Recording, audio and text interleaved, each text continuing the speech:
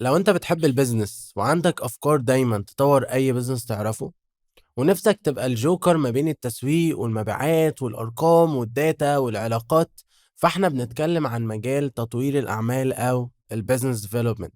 معانا النهارده باشمهندس طه علي، استشاري تطوير الاعمال، وهنتكلم معاه عن يعني ايه بيزنس ديفلوبمنت وتطوير الاعمال. هنتكلم معاه عن تفاصيل المجال، الفرص اللي فيه، ازاي تتعلمه وازاي تجيب اول عميل. انا عماد اتريبي، education project manager وطبيب، وده كارير كاست، البودكاست اللي بنتكلم فيه عن قصص البدايات ومجالات العمل المختلف. يلا بينا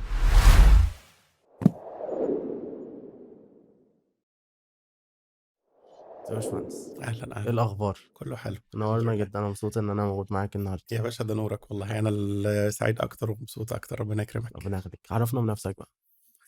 طيب انا اسمي طه علي. بشتغل كحاجه اسمها بي تو بي جروث استراتيجيست.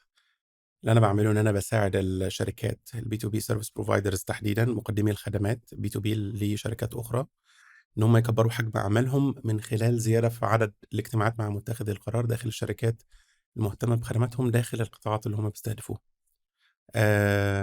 عن طريق بشكل أساسي حاجتين، إن إحنا بنبني الجو تو ماركت استراتيجي، وبندرب فريق المبيعات على بتاع الشركة على تنفيذ الاستراتيجي دي، بحيث في النهاية الكلام ده يترجم ليه qualified opportunities أكتر، ويعرفوا يبنوا البايب لاين بتاعهم، أو يبقى عندهم qualified leads أو فرص مؤهلة، ويعرفوا يقفلوا ديلز أكتر. حلو قوي، خلينا بس نترجم بعض عن كده وتعرفنا. انت يلا قلت بينا. بي تو بي، وقلت سيرفيس بروفايدر، اه. وقلت جروث استراتيجيست.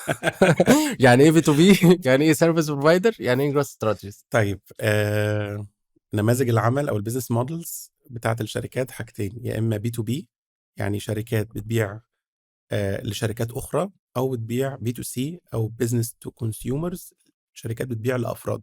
حلو قوي. فده بي تو بي وبي تو سي.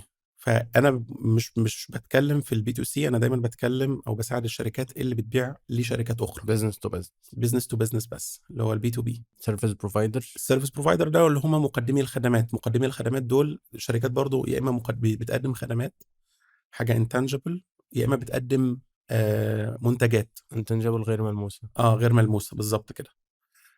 فنوعيه الشركات اللي انا مثلا بشتغل معاها، لو احنا بنتكلم على السيرفيس بروفايدرز او مقدمي الخدمات البي تو بي، زي ايه مثلا؟ زي مثلا الماركتنج ايجنسيز، وكالات التسويق، السوفت وير هاوسز، الشركات اللي بتقدم برمجيات، ترانسليشن ولوكاليزيشن، خدمات الترجمه، الميديا برودكشن، او الانتاج الاعلامي، الاي تي انفراستراكشر او البنيه التحتيه المعلوماتيه، براندنج، الشركات تسويق. التسويق، والبراندنج. مش عارف ان البراندنج الصراحه ترجمتها ايه التسويق، بالعربي. البراندنج، خلينا نتكلم عن اه، التسويق تسويق بشكل عام يعني. عامه التسويق فعلا. مم. آم، يعني دي هي الخدمات اللي بيتم تقديمها من شركه لشركه اخرى، انت بقى فده. بتساعد الشركات دي ان هي تكبر اعمالها مم، وتكبر حجم العملاء اللي بيجي لهم. بالظبط كده. طب حلو قوي. خليني اقول لك، لو انت قابلت حد من ابائنا الكبار مم. وسالك انت بتشتغل ايه، ده صعب. بتجاوبه صعب ازاي بعيدا التفسير. عن الناس اللي زينا فاهمين السوق ده؟ لا، حد بقى من ابائنا الكبار، انت يا ابني مش كنت في هندسه ومهندس؟ انت اه. شغال في ايه بقى دلوقتي؟ اه فعلا معاك حق. هو لو احنا عايزين نبسط الموضوع، بحكم برضه ان احنا بنتكلم الاودينس بتاعنا او الجمهور اللي بيتابع البودكاست شباب لسه صغيرين في السن، فطبيعة الشرح اللي انا ممكن اشرحه للشغلانة بالنسبة لحد يكون بالنسبة له المجال ده غريب عليه، هقول ان هو يعني زي ما انت حتى حكيت، انا شايف ان ده ممكن يكون ابسط واسهل وصف، اللي هو استشاري تطوير اعمال. مم. اللي هو ان احنا بنساعد الشركات ان هي تطور من الجانب التجاري بتاعها، وتعرف تبيع اسهل واسرع، عن طريق ان احنا بنشوف المزايا التنافسيه اللي عندهم، وضع الاسواق اللي هم شغالين فيها، وايه بالظبط الفرص اللي هم ممكن يكونوا مش بيستغلوها بالطريقه الانسب والافضل عشان يكبروا في السوق ده. فاحنا زي ما تقول كده ايه، وهو ده اصلا التعريف بتاع البيزنس ديفلوبمنت عامه، هو ان انت بتحاول تكتشف فرص النمو للشركات اللي انت شغال فيها، من خلال الاسواق، من خلال العملاء، من خلال المستثمرين، وهكذا. فاقرب، عشان اجاوب يعني على السؤال بتاعك بشكل مباشر، اقرب وصف للموضوع ده هو عباره عن زي ما كنت بحكي لك، استشاري تطوير اعمال. يعني ازاي ان احنا نكبر حجم اعمال الشركه عن طريق احنا نوجد ليها فرص النمو المختلفه. حلو أوي. ادينا بقى مثال عملي عن كيس ستادي اشتغلت معاها، ما كانش عندهم قسم خالص بزنس ديفلوبمنت، ما فيش عندهم بزنس ديفلوبر خالص. إمم. و... وكانت ايه المشكله اللي عندهم اللي خلتهم يقولوا لا احنا يا اما محتاجين بزنس ديفلوبر يا اما محتاجين حد زي طه يبقى استشاري عندنا، ونبدا ان احنا نبني تيم كده. احكي لنا عن الكيس ستادي كامله بدايه من اول ان هم اكتشفوا المشكله ازاي لحد ما المشكله اتحلت ازاي. حلو. الموضوع ده عادةً يعني خلّيني أحكي برضه بدون ما نذكر أسماء. اكيد. واحدة مثلًا من الشركات اللي أنا كنت باشتغل معاها بيبقى عادةً نوع من نوعين من الشركات، يا إما شركات startups يعني لسه الbusiness model بتاعها مش validated، فبتلاقي شركات مثلًا زي الAI حاجة يعتبر جديدة ما كانتش موجودة قبل كده، أو في شركات بتكون موجودة وفي السوق بقى لها فترة ونموذج العمل بتاعها مش نموذج العمل الغير متعارف عليه زي الstartups، لأ نموذج عمل تقليدي أو امم. conventional. ف فده نموذجين عمل مختلفين تمامًا. الاتنين بيحتاجوا إيه بالضبط؟ الاتنين عادةً بيحتاجوا business developers عشان يعرفوا يوجدوا ليهم الفرص النمو المختلفة، بس أحيانًا هم ما بيكونوش مثلًا عارفين إحنا محتاجين إن إحنا لو إحنا مثلًا هم بيبيعوا B2B services زي ما إحنا كنا بنحكي أو خدمات، نبيع لأي سوق، نبيع له إيه بالضبط؟ طيب لمّا نيجي نبيع هنبيع البيعة دي هتتم إزاي؟ لإنه تحديدًا البيع B2B تحديدًا شوية بيبقى فيه تحديات، وكمان البيع خدمات مش المنتجات بيبقى فيه تحديات أكتر وأكتر. امم. ليه؟ لإنه الخدمات على عكس المنتجات شيء غير ملموس. أنت لمّا بابيع لك حاجة، بابيع لك المايك ده مثلًا أنت شايفه قدّامك، عارف المواصفات بتاعته، عارف تمسكه تبُص عليه يمين، شمال، عارف تقيّم الحاجة دي من قبل ما تشتريها. إنما الخدمات أنت ما أنتش عارف أنت هتاخد إيه، فالبيعة بتاعتها بتبقى شوية sophisticated أو معقدة نوعًا ما، صحيح. تحتاج تبُص عليها من كذا زاوية، محتاج توضّح القيمة بطرق مختلفة عشان اللي قدّامك يبقى فعلًا فاهم أنت بتتكلم في إيه بالضبط، أو إيه القيمة اللي أنت بتقدمها فعلًا بشكل حقيقي. ف رجوعًا للسؤال بتاعك بقى اللي هو تطوير الأعمال والcase study وإيه بالضبط اللي إحنا بنعمله. آآ لو إحنا بنتكلم على طبيعة الشركات اللي باشتغل معاها كcase study، هم الطبيعي إن هم أي شركة بتحتاج إن هي ييجي لها فرص مؤهلة عشان تعرف تبيع، عشان تحوّل الكلام امم. ده حلو. لإيرادات. طيب هي عشان تعرف تعمل الكلام ده قدّامها كذا نموذج عمل، يا إما تعتمد على وكالة تسويق أو agency تجيب لها الleads، تمام، يا إما تعتمد على الفريق اللي موجود عندها داخليًا إنه يجيب ليها الleads دي، الليدز هنا اللي هو ال العميل المحتمل. اللي هو العميل المحتمل، بالضبط كده. فده نموذج عمل وده نموذج عمل، اشتغلت ده واشتغلت ده. لمّا بيكون الشركة عادةً بتبقى يعني الوضع بتاع الشركات اللي أنا باشتغل معاهم بيبقى عادةً شكلهم عامل إزاي؟ بيبقى already أو يعني بالفعل الناس دول بيكونوا well established، يعني موجودين في السوق بقى لهم سنين، شغالين بقى لهم فترة وعندهم ممكن يكونوا عُملا، عندهم سابقة أعمال كويسة، عندهم خدماتهم ما شاء الله قوية، بس بيعانوا من بعض التحديات شوية من ناحية الاستحواذ على عُملا جُدد. امم. ليه بقى؟ لإن هم بيبقوا عادةً بيعتمدوا بشكل أساسي على الword of mouth recommendation أو التحويلات. أنا قدّمت ترشيحات. بالضبط ترشيحات، قدّمت لك خدمة أنت كنت مبسوط، فرشّحتني لحد أنت تعرفه، كلمتها بيعمل كذا، كذا، كذا، ممكن يساعدك في كذا، تمام، يا إما الnetwork بتاعتي، يعني الترشيحات يا إما ترشيحات من العملا أو دايرة حد المعارف يعرفه. بتوع المؤسسين بتوع امم. الشركة دي، فيا إما بيعتمدوا على referrals يا إما الnetwork، تمام، تحويلات أو شبكة العلاقات بتاعتهم. والمشكلة في الموضوع ده إن ده مش scalable أوي، لإن أنت في النهاية بتيجي توصل لمرحلة معيّنة في شغلك الدايرة دي بتنشف، يعني ما فيش بييجي من وراها فرص قد كده. مش عارف تكبر تتوسع اكتر. بالضبط، فأنت بتحتاج إن أنت يبقى عندك كذا مصدر إن أنت تدخّل من خلاله فرص مؤهلة للعُملا المحتملين اللي محتاجين الخدمات بتاعتك، فأنت بتحتاج إن أنت تنوّع من مصادر الاستحواذ على العُملا الجُدد بتاعتك دي.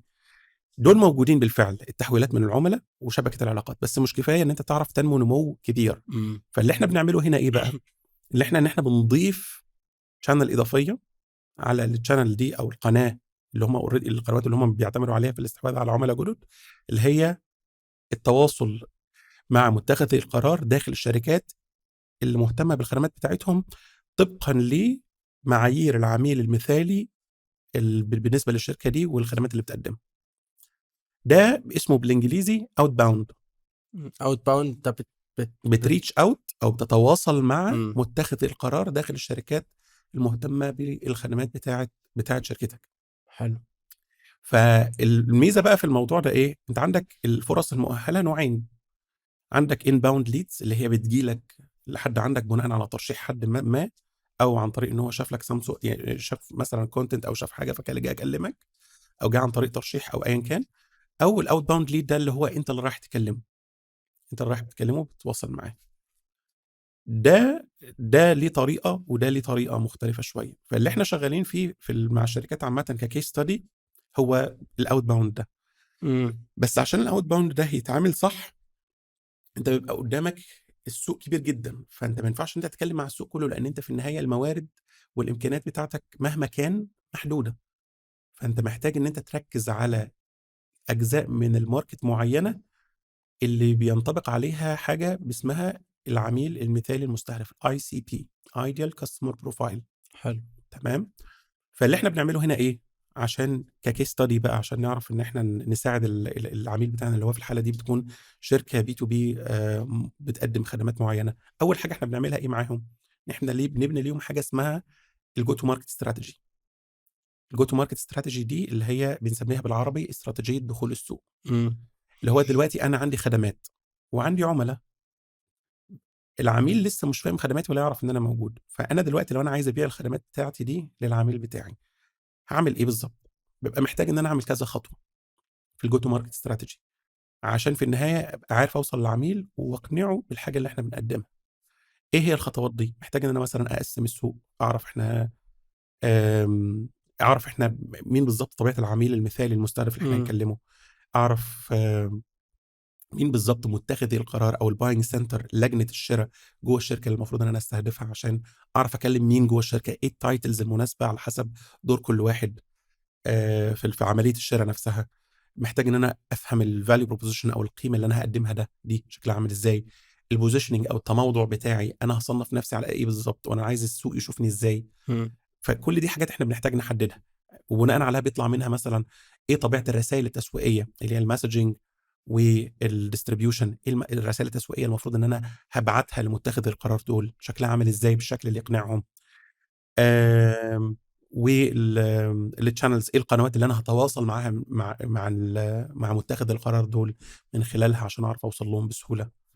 البرايسنج والباكجينج، هسعر الخدمات دي بابدأ ازاي. أحدد كل الحاجات دي كل الأول. الحاجات دي محتاجه تتحدد الاول، دي اسمها الجو تو ماركت استراتيجي. لما بنبني الاستراتيجي دي خطوه بخطوه بتسهل علينا وبنبقى عارفين ايه اللي احنا بنعمله كويس عشان ما ننزلش السوق نخبط. تمام. ده الجزء الاولاني من الايه، من السؤال بتاعك اللي هو كيس ستادي، يعني بنعمل ايه في الموضوع ده. طيب احنا خلاص بنينا الاستراتيجي، ايه بقى اللي بيجي بعد الموضوع ده؟ تنفيذ بقى. التنفيذ.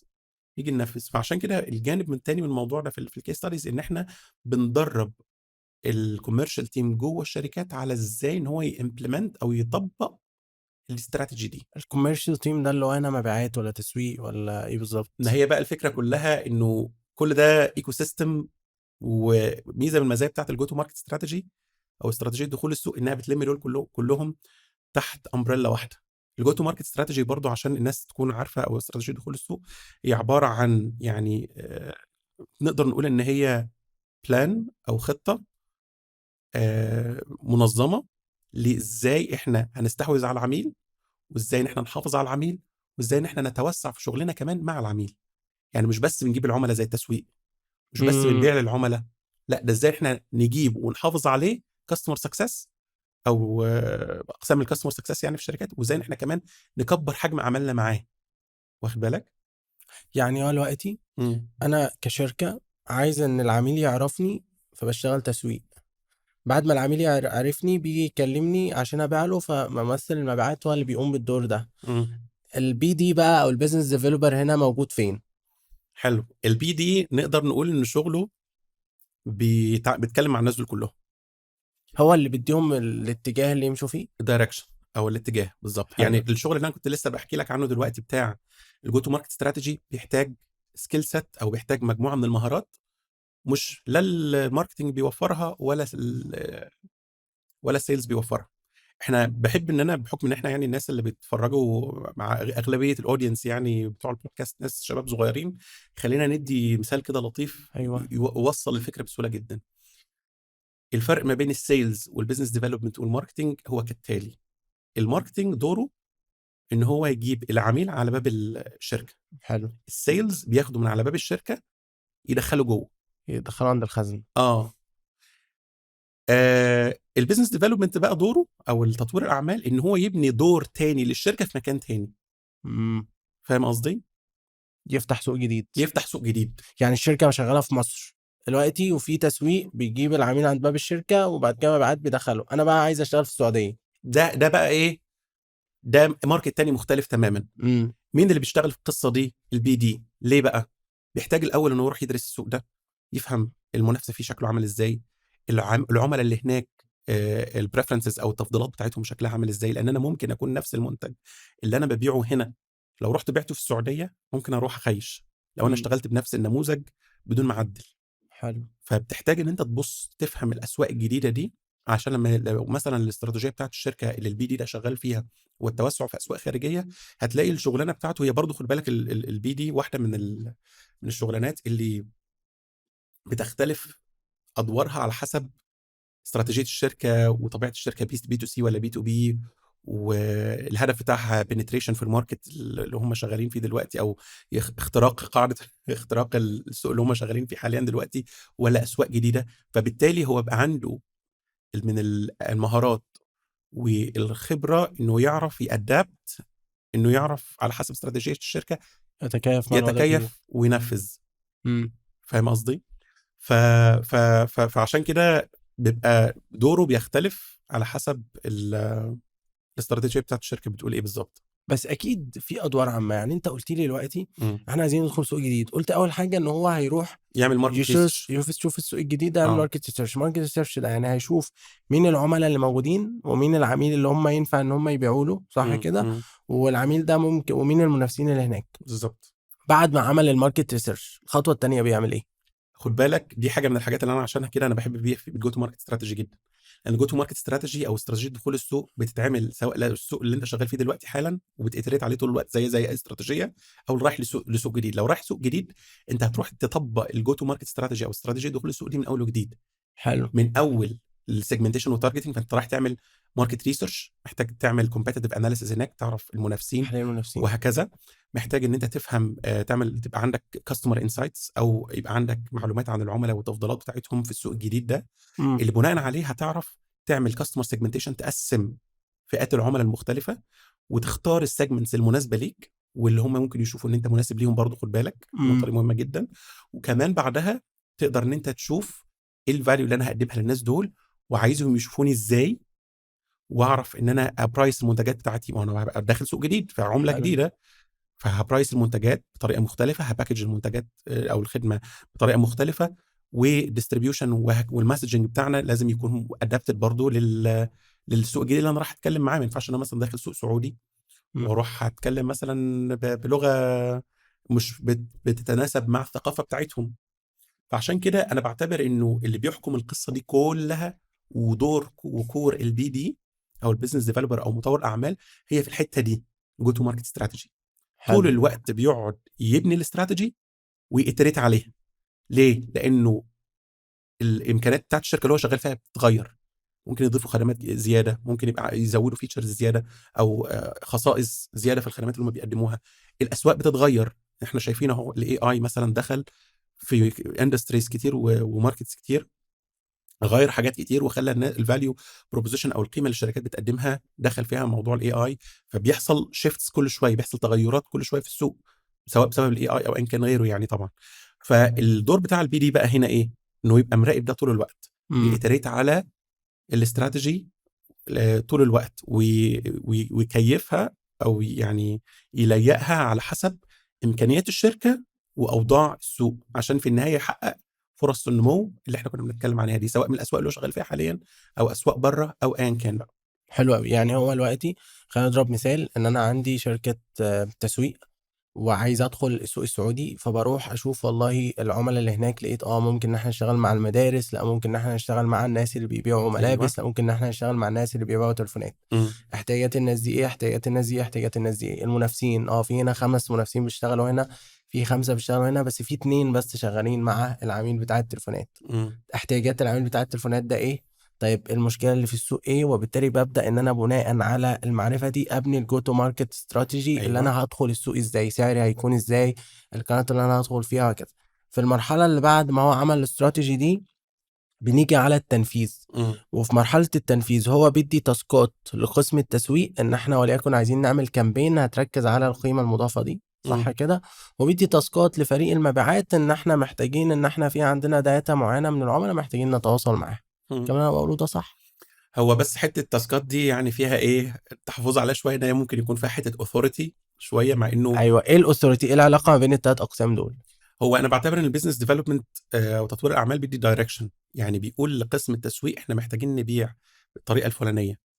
يعني يبتدي هو مثلًا، وإحنا بنتكلّم في المجال بتاعنا، إحنا بعد ما لو إحنا بنتكلّم في الB2B في الجانب الخدمي تحديدًا، هتلاقي إنه ممكن هو بيجرّب إن هو يبيع فئة معيّنة من السوق ICP معيّن، ويشتغل معاه الدورة كلّها بتاع الB2B sales cycle أو دورة المبيعات B2B من الأول للآخر، ويبتدي يراقب الأرقام ويشوف الدنيا بتعطل فين، يشوف المشاكل اللي عادةً أو الاعتراضات اللي بتبقى موجودة عند العميل بتبقى فين، العملية بتعطل فين، إحنا محتاجين نخصص الvalue proposition أو القيمة بطريقة عاملة إزاي. فالحتّة بتاع الenhancement دي، أو نقدر نقول فيها ممكن تكون حتّة product management، بيبتدي إن هو يبقى بيبُص عليها بحيث إن هو يعطي direction لفريق المبيعات، إنه بلاش إن إحنا نبيع للICB الفلاني أو الsegment الفلانية من السوق، خلّينا نركّز على الsegment الفلانية، الناس دول بيستفيدوا أكتر من الخدمات اللي إحنا بنقدّمها، فبالتالي مش هنتعب أوي إن إحنا نجيبهم، مش هنتعب أوي إن إحنا نعرف نfulfill أو إن إحنا نأدّي الخدمة بتاعتنا ليهم، مش هنتعب في إن إحنا نزوّد نطاق عملنا الscope بتاع الشغل بتاعنا معاهم أكتر لاحقًا.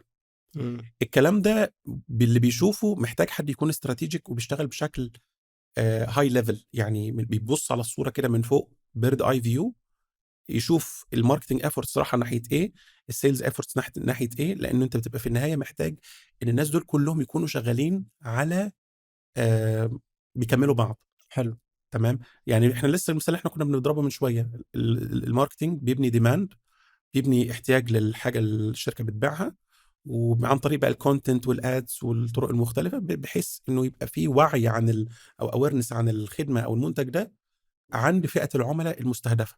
طب هو لو عمل جذب للعميل الغلط، الmarketing أو التسويق، هييجي عند الsales لمّا ييجي عند باب الشركة، هتلاقي إنه الsales بيعاني عشان يعرف يدخّله جوّه. فده بيترجم لإيه في النهاية؟ إن تكلفة الاستحواذ على عميل جديد بتبقى كبيرة. كبيرة. مين بقى اللي بيقعد بيبُص من فوق يشوف الصورة الكبيرة دي كلّها؟ أنا باعتبر إن الBD بيبقى ليه دور كبير في الموضوع ده، لإن هو اللي بيقعد لإن في النهاية الgo to market strategy أو استراتيجية دخول السوق، في 4 pillars أساسيين أنت بتبُص عليهم: الproduct، الcustomer، الmarket، الchannel. حلو. ماشي؟ الproduct والcustomer المنتج أو اللي أنا بابيعه أو الخدمة، الcustomer العميل بتاعي، الmarket السوق، والchannel اللي هي طريقة التواصل بتاع السوق. حلو. دور الBD إن هو يعمل alignment أو توحيد في صف واحد ما بين كل ال4 elements دول أو ال4 عناصر دول، مم. لإنه لو في واحدة والتانية ما فيش بينهم alignment صح، هتلاقي بقى في مشاكل بتظهر زي إيه؟ وبالتالي انت هنا قلت لي ان هو كمان، هو هنا التسويق هيديله بعيدا عن تاسكات او دايركشن، والسيلز إمم. هيدي تاسكات او دايركشن للبرودكت ديفلوبمنت، الناس اللي بالضبط. بيعملوا المنتج. ما هي الgo to market strategy بتalign 4 حاجات، أو حلو. بتتحكم في 4 حاجات: امم. marketing، sales، customer success، وproduct management. حلو قوي. واخد بالك؟ فعشان كده أنا باعتبر إنه دي حاجة من الحاجات اللي جاية بشكل قوي، لأن أنت عارف المشاكل اللي قايمة واللي بنسمعها دايمًا في الشركات طول الوقت. الmarketing يقول لك أنا باجيب leads، بس الsales ما بيعرفش يقفّل، الsales بيقول لك إحنا الmarketing بيجيب لنا leads مش مش كويسة. كواليفايد او مش هتعمل أنت إيه عشان بقى؟ البي دي بقى هو اللي بيظبط، بالضبط. بيربط صواميل.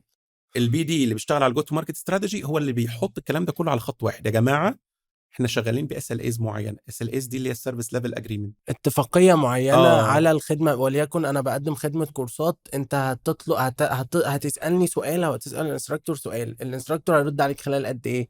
24 ساعة والّا 48 بالضبط. ساعة؟ ده من بروفايل العميل الSLA. الICP بتاعنا هو كذا، إمم. تمام. الماركتنج لو أنت هتشتغل تجيب لنا عُملا، تجيب لنا ده البروفايل العُملا اللي أنت بتجيبه لنا. لو أنت جبت لنا حاجة دي، إحنا بقى عندنا حاجة واضحة تقدر نقول من خلالها العميل ده مؤهل والّا مش مؤهل. يعني أنت بتحل الconflict ما بين الconflict الmarketing والsales. بالضبط. يعني نوعًا ما. نوعًا ما الgo to market strategy هي اللي بتحل، مش أنا اللي باحل. ماشي، عشان بس إيه ما تحطنيش بين الاتنين. بينهم مشاكل كافية طيب جميل أوي. أنت دلوقتي التاسكات إحنا ممكن نقول إن الBD ده إمم. بيعمل تاسكات research، تاسكات strategy، أيوه. وممكن إن هو يقوم بدور المبيعات، إن هو اللي reach out أو إن هو اللي يكلم العميل، ممكن يقوم هو بالدور ده؟ شوف، هو زي ما كنت باقول لك من شوية، الbusiness developer ليه أدوار مختلفة. في جزء منها strategic، وفي على مستوى استراتيجي وفي وفي جزء tactical على المستوى التنفيذي. أيوه.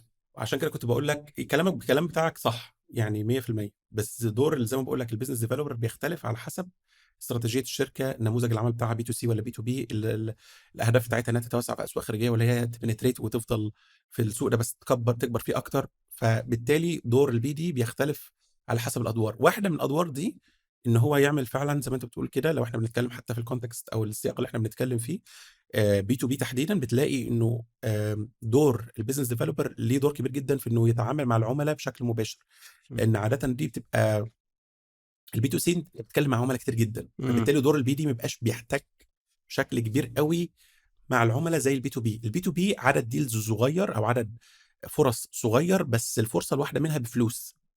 فبالتالي بيبقى دوره ليه impact أعلى، وبيحتاج إن هو يحتك مع الناس دول بشكل مباشر، يفهم احتياجاتهم، يقدم لهم حاجات مخصصة على احتياجاتهم ومشاكلهم دي، ويساعدهم إن هم يعمل business case، يساعدهم إن هو يبني ليهم الcase studies. الحاجات دي للأسف الsales العادي ممكن ما يبقاش عنده من المعرفة بالbusiness القوية اللي يخلّيه يعرف يبني الحاجات دي. محتاج إن هو فعلًا يكون وصل لمستوى معين من الseniority. ميزة الbusiness developer بقى هنا إنه بيبقى مُلِم بكذا جانب من الجوانب بتاعة الbusiness بالشكل اللي تعرف تخلّيه يعمل الكلام ده. فالإجابة على سؤالك بشكل مباشر، هل هو بيعمل الtask sales مباشر. بتاع الsales مباشرة؟ بس في contexts معيّنة. يعني هو ممكن يشتغل مع شركات B2C ويتعامل مع عُملا من باب إن هو بيعمل some sort of أو نوع من أنواع الcustomer research. إمم. ما هو لو بمعزل عن السوق مش هيعرف تفضيلات العُملا، وبالتالي مش هيعرف إن هو يعطي insights فعلًا، أو يعطي ق قرارات استراتيجية فعلًا، أو يعطي ترشيحات مناسبة فعلًا مبنية على معلومات. ولأ، بس بيبقى احتكاكه مع العُملا أكتر في الB2B. حلو أوي. يعني ممكن لو أنا شركة B2B بابيع لbusiness، إن أنا ما أجيبش فريق مبيعات، وإن أنا أجيب حد business developer يقوم بدور الاستراتيجيك ودور المبيعات. لكن لو أنا B2C بابيع لcustomer مباشر، أنا هنا محتاج sales ومحتاج BD. نوعًا ما الكلام ده صح؟ بس خُد بالك هي case by case يعني. case by case، بس تمام، يعني على الفكرة هنا حسب. overall تمام. طيب ليه كتير باجي أشوف إعلانات business developer وظيفة، إمم. بالاقي إن هو B2B sales. آه. يعني فين هنا، يعني هل الbusiness developer ده B2B sales، والّا هو ممكن الbusiness developer في مرحلة من مراحل حياته والترقي بتاعه بيكون B2B sales، والّا ليه طيب الدنيا دي موجودة؟ أنا معاك تمامًا. هو الكلام ده فعلًا مشهور حتى تحديدًا في السوق بتاعنا في مصر. آآ جزء منها نقدر نقول إنه آمم لو إحنا بنتكلم B2B، فعلًا بيبقى جانب كبير من شغل مطوّر أعمال إن هو يعرف يفتح فرص مع عُملا محتملين، يشتغل معاهم على إن هو يقفّل دي، يحوّلها لdeals يعني، أو لفرص بيعية. فده جزء. ممكن يكون سبب من الأسباب اللي بتحكي فيه إنه كلمة sales بقت وحشة.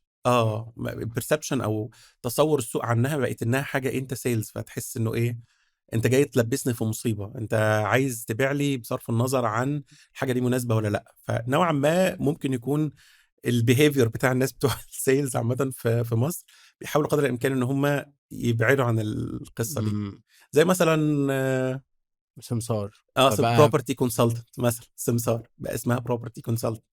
فيعني ايه، بيحاول ان احنا نعمل ليبلنج بس هي الحاجات الجوب ديسكريبشن هو واحد. البي تو بي سيلز يعني بيبقى لما احنا بنتكلم عن بزنس بي تو بي، لما يكون البيزنس ديفلوبر بيشتغل في حاجه زي كده بجزء كبير جدا من دوره طبعا مرتبط بشكل اساسي ان هو يقفل ديلز. فعشان كده بيتم استخدام في مصر اللقب ده بشكل انترتشينجبل. بس زي ما بقول لك عشان الصوره الكبيره تبقى واضحه، هل هو البيزنس ديفلوبر هو البي تو بي سيلز؟ لا، البيزنس ديفلوبر بيعمل حاجات تانية مختلفة زي البارتنرشيبس، زي ان هو يدور على فرص نمو مع مستثمرين، مع اسواق جديدة، على حسب زي ما بقول لك استراتيجية الشركة. لو مم. استراتيجية الشركة ان احنا شغالين في سوق عايزين اكسباند فيه اكتر، هتلاقي انه البيزنس ديفلوبر في الحالة دي شغال في ان هو يبقى بي تو بي سيلز، ميال اكتر ان هو يبيع مم. بشكل مباشر للعملاء. تمام. جانب برضو من الجوانب الاخرى اللي احيانا بتخلي اللخبطة دي نوعا ما بتحصل، آمم، زي ما كنت باقول لك كده إنه الناس أحيانًا الليبل ده ما بيبقاش واضح. يعني إيه، ماشي. بيحاولوا إنهم يبعدوا عن كلمة sales. آمم، وجانب من الجوانب الأخرى إنه استراتيجية الشركة هي اللي بتحكم إيه بالضبط الdirection اللي المفروض الbusiness developer أو مطوّر الأعمال ده هيشتغل فيه. بس زي ما باقول لك الBD it's a much bigger أو يعني responsibility، حاجة أكبر من كده. بي تو بي إمم، سيلز جزء من او جزء. مهم من المهام بتاعته. أنا باعتبر على فكرة من أشطر الBDs اللي أنا أعرفهم في وقت من حياتهم اشتغلوا sales في الأول. مش عارف، هو بيتهيألي مش بي دي بس، إمم، يعني حتى جنرال مانجرز وسي إمم. او اوز وحاجات كده، الناس الشاطرين في السيلز دول لمّا بيترقّوا بصراحة بيبقوا تنانين في أي حتة.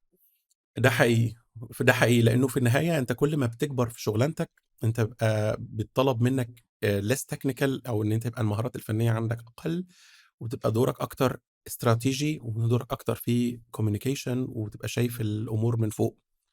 فالميزة اللي بتخلّي الsales فعلًا بيبقوا عارفين يبقوا شطار أوي في الحاجات دي، والsales لمّا بيشتغلوا BD بيبقوا شطار جدًا إن هم بيحتكوا بالعملا بشكل مباشر. فالشغلانة دي بتتطلب منهم بشكل قوي إن هم يبقى عندهم مهارات تواصل أو communication skills عالية، إمم. مهارات إقناع عالية، اللي هي برضه نفس المهارات اللي أنت بتحتاجها لمّا بتكبر في وظيفتك.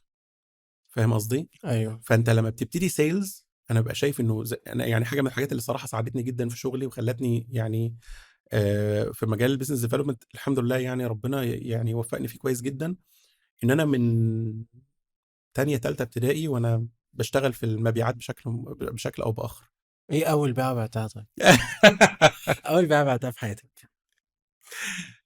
أنا اشتغلت في مجالات مختلفة في المبيعات فعلًا، اشتغلت في حاجات لمّا كنت يعني صغير، يعني كنت زي ما باقول لك في ابتدائي أنا كنت باشتغل في دهانات، بيع دهانات، بيع حلويات، بيع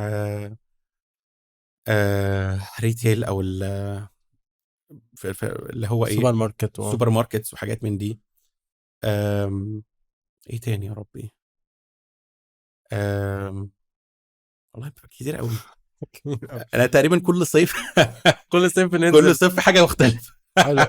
فدي حاجة من الحاجات اللي بتخلّي الواحد إن هو يengage مع الناس بدري كتير، فيبقى فاهم لغة السوق كويس، عارف يتعامل مع الناس بشكل غير مباشر من غير ما تقرا كتب وكورسات. هتلاقي إن أنت بدأت إن أنت إيه، أصل أنت بالكحرتة. بتقنع الناس إن هم يطلّعوا فلوس من جيبهم، لو أنت آه، عرفت تقنعهم بدي هتعرف تقنعهم بأي حاجة تانية.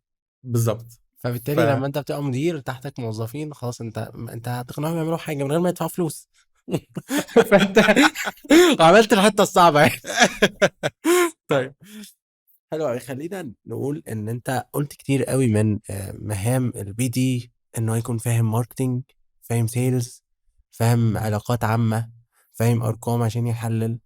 فهل بالتالي هو عشان يكون BD لازم يكون عدّى على حاجة من دول، لازم يكون اشتغل قبل كده، والّا ممكن حد fresh grad ويبدأ في الbusiness development ويبدأ as a junior BD ويترقّى؟ ده سؤال حلو. ده السؤال اللي هو بتاع هو في حاجة junior اسمها BD. junior BD إمم. والّا ما فيش؟ تمام. طيب، هو الإجابة على السؤال ده الصراحة يعني رمادية، يعني ما تقدرش تقول آه ولأ. ليه بقى؟ لإنه الموضوع زي ما كنت باقول لك بيعتمد على حسب طبيعة الشخص اللي أنت جايبه يعمل إيه بالضبط. إمم. لو شغلانة الBD إن هو ياخد قرارات استراتيجية ويبني go to market strategy ويسعر ويختار اي سيجمنت احنا او ايه الاسواق اللي احنا هنركز عليها، نشتغل في نفس السوق بتاعنا ولا هيبقى عندنا فرص احسن ان احنا نبيع مثلا في السعوديه. القرارات الاستراتيجيه دي ما ينفعش ان انت تديها لحد جون. جونيور. انما لو احنا بنتكلم مثلا على حاجه تكون تاكتيكال اكتر او تنفيذيه اكتر، زي الاوتريتش، زي البي تو بي سيلز بروسيس، اللي هو انه يتواصل مع متخذي قرار، يتكلم معاهم، يدخل معاهم في مكالمات تأهيلية. التفاصيل دي ما بتحتاجش منك مستوى المهارات اللي احنا كنا بنتكلم فيها بشكل استراتيجي من شوية. فعلى حسب، هل في جونيور بي دي لو هو بيعمل حاجة بتتطلب المهارات دي. هي الفكرة كلها انه زي ما كنت بحكي لك من شوية، انت عشان تعرف تبني جو تو ماركت استراتيجي انت بتحتاج ان تبقى عندك بزنس اكيومن عالي او معرفه عاليه بجوانب البيزنس مختلفه، اوبريشنز وفاينانس واكاونتنج وارقام و... وكذا حاجه في نفس الوقت. فعشان كده ده احيانا اللي بيخليه الموضوع صعب لما بتعمل شغلانه استراتيجيك ان حد يجي جونيور يعملها. فالاجابه المباشره على الموضوع ده على حسب الشغلانه اللي انت جايب البي دي يعملها. جايبه يبيع، اوكي، ممكن يبقى فعلا في حد جونيور بي دي. جايبه يشتغل يمونيتور على الاستراتيجي بتاعت الشركه، الكوميرشال استراتيجي، وهنبيع فين وهنسعر بكام والفرص بتاعتنا فين والاي سي بي بتاعنا اللي نركز عليه ايه والحاجات الهاي فيري هاي ليفل دي. لا، انت محتاج حد يكون فعلا اشتغل البيزنس ديفلوبمنت بقاله ده فتره. لو انا بتكلم من ابروتش او من جهة متخذ القرار او صاحب الشركة.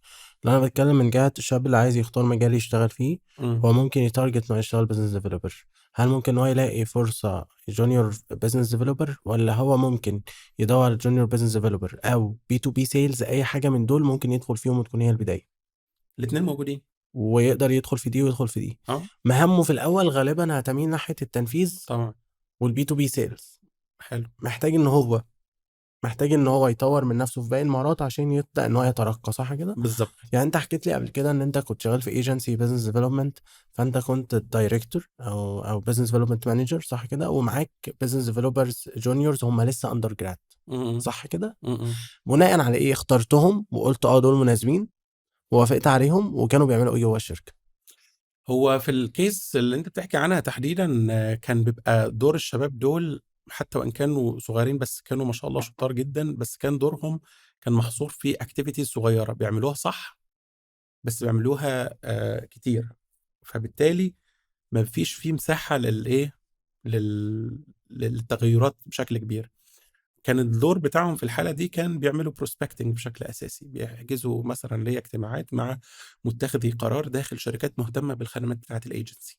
فكان معاهم اوتريتش سكريبتس، معاهم بلاي بوكس، سواء للمكالمات سواء بقى للتواصل على لينكد ان، على الايميل، ايا كان، ملتزمين بيها، بنينها مع بعض، بنعمل كوتشنج عليها باستمرار، ونتاكد انه بتتم على اكمل وجه، وطول الوقت بنتابع المكالمات نشوف الحاجات دي. فهم دورهم محصور في الحاجه يعني دي. ايه اوتريتش سكريبت وبلاي بوكس؟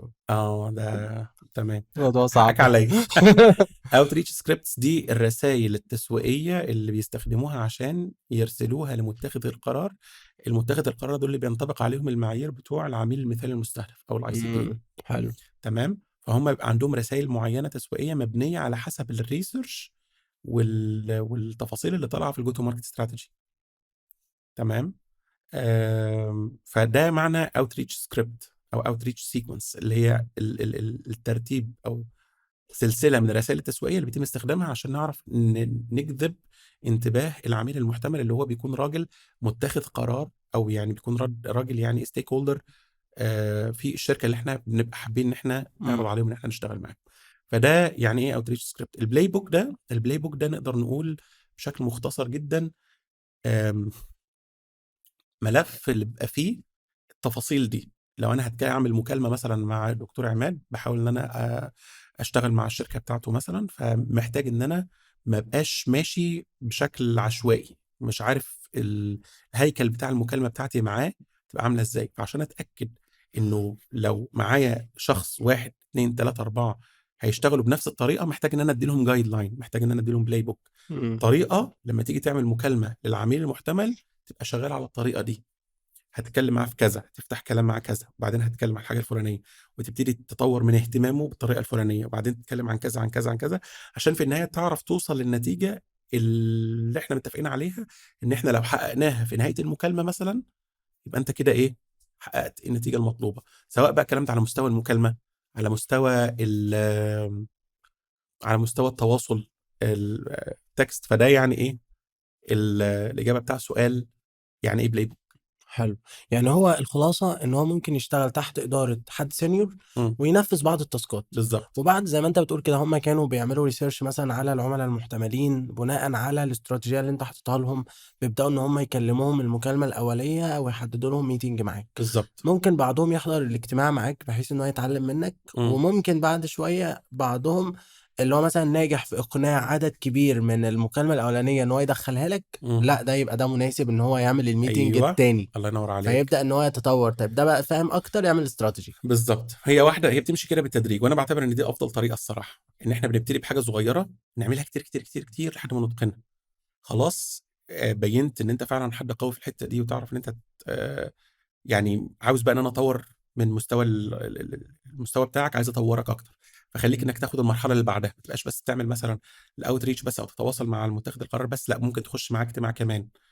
خلاص بدل ما كنت بتخش اجتماع بس بتستكشف احتياجاته وتفهم هو محتاج عليه وتعرض محتاج إيه وتعرض عليه الحلول المختلفة، لأ تعالَ نشتغل حتى كمان على العروض الproposals اللي هتقدّم ليه.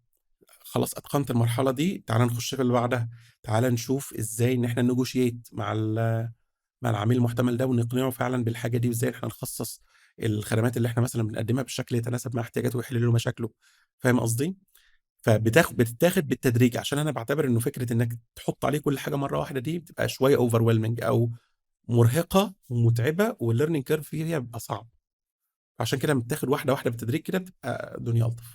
بس أنا في عندي وجهة نظر تانية، مش وجهة نظر تانية بس فكرة تانية، إن هو ممكن حد وليكن عارف أنت مثلًا بتقدم كورس مثلًا للbusiness development مثلًا بتطلّع شباب لسه صغيرين يشتغلوا business developer، ممكن ما يلاقيش corporate كبيرة يدخل يلاقي فيها فريق، بس هو ممكن إن هو يلاقي مثلًا في مكان startup ما فيش عندها business developer خالص، إمم، يقدر إن هو يحدد المشكلة اللي عندهم ويعرض لهم الservice اللي هو ممكن يقدمها لهم ويدخل يشتغل معاهم.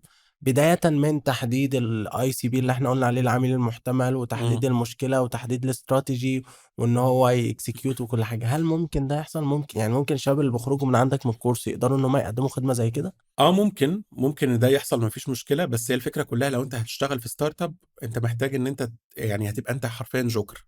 يعني الشركات الكبيرة زي ما أنت عارف بيبقى فيها مستوى تخصُّص أكتر. إمم. الstartups بحكم إن الresources بتاعتهم أقل أقل. نسبيًا، فبالتالي بيبقوا محتاجين إن هم يحتاجوا ميّالين أكتر إن هم الناس يكونوا فعلًا بالprofile بتاع الجوكر إنه يعرف يعمل كذا حاجة، يعرف يبني الاستراتيجي وينفذها بنفسه بإيده، وحتى يiterate عليها ويعدّلها بالشكل المناسب على حسب المعطيات والfeedback اللي هو بياخده من السوق، ويبتدي يعني إيه، يضبّط ال ال ال سواء الاستراتيجي أو التنفيذ بتاع الاستراتيجي بالشكل المناسب في النهاية اللي يحقق النتيجة اللي هو في النهاية عايز يوصل ليها. فده ممكن، بس أنا بافضّل لو في حد startup هتشتغل، حتى أنا بارشّح الكلام ده في البداية ما تجيبش حد يكون junior، هات حد senior. ليه؟ يبقى فاهم strategy وفاهم execution نوعًا ما، فعارف يشغّل نَفْسه بنَفْسه.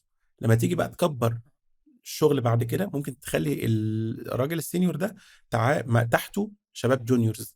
إمم.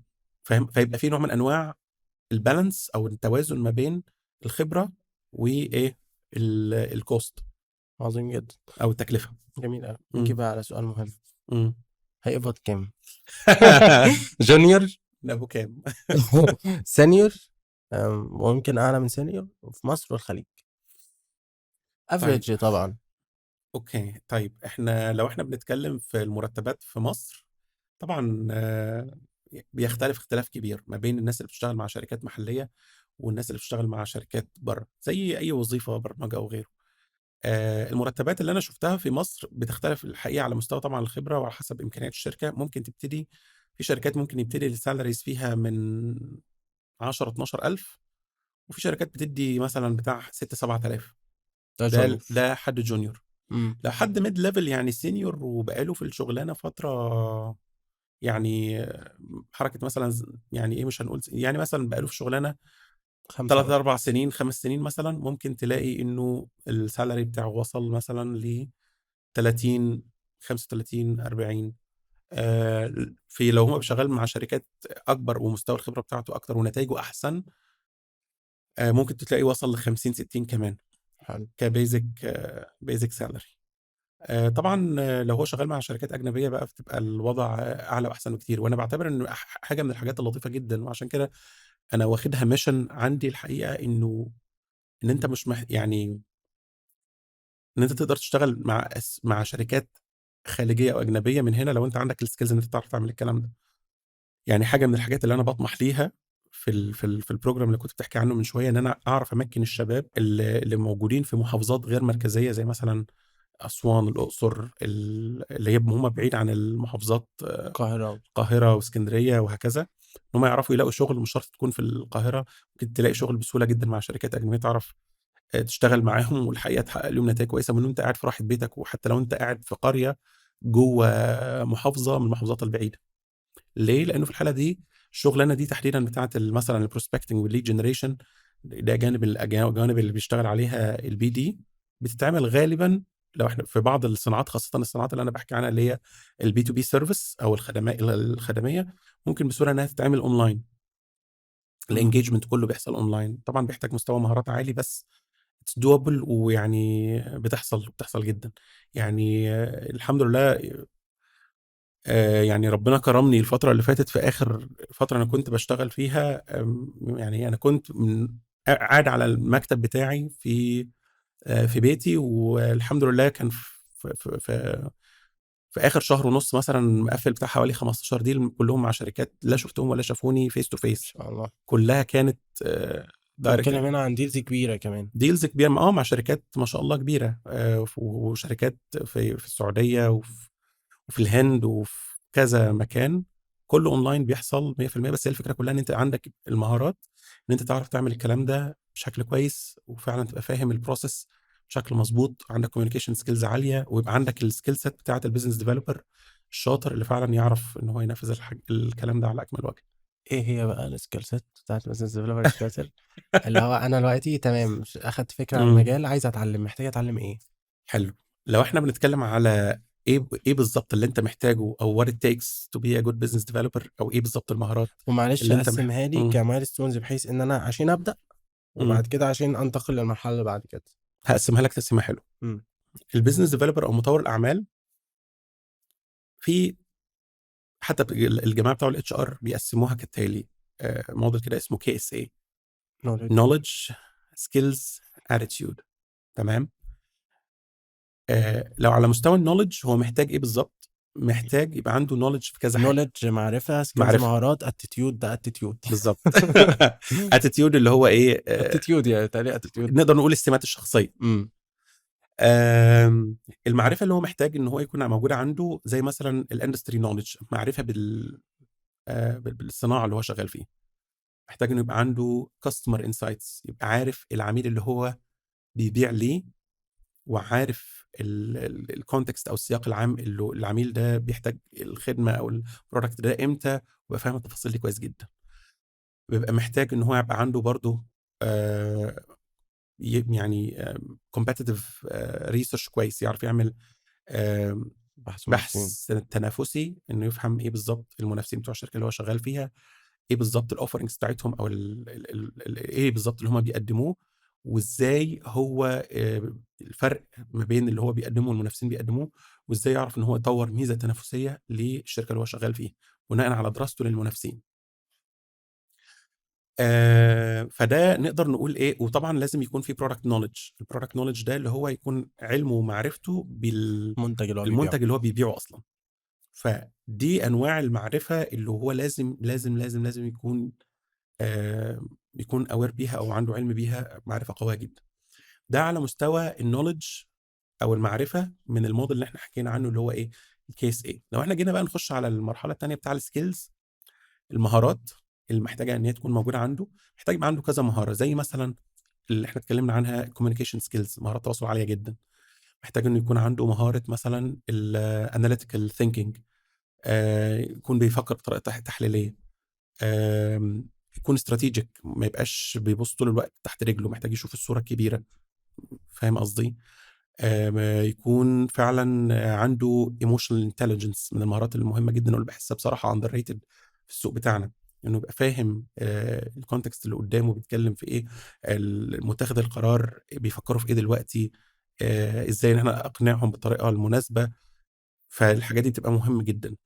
آم، دي اللي هي الايموشنال انتليجنس، اللي هو الذكاء العاطفي، انه يبقى مستوى درايتك بوضع اللي قدامك كويس، وعندك يعني فهم ليه كويس قوي.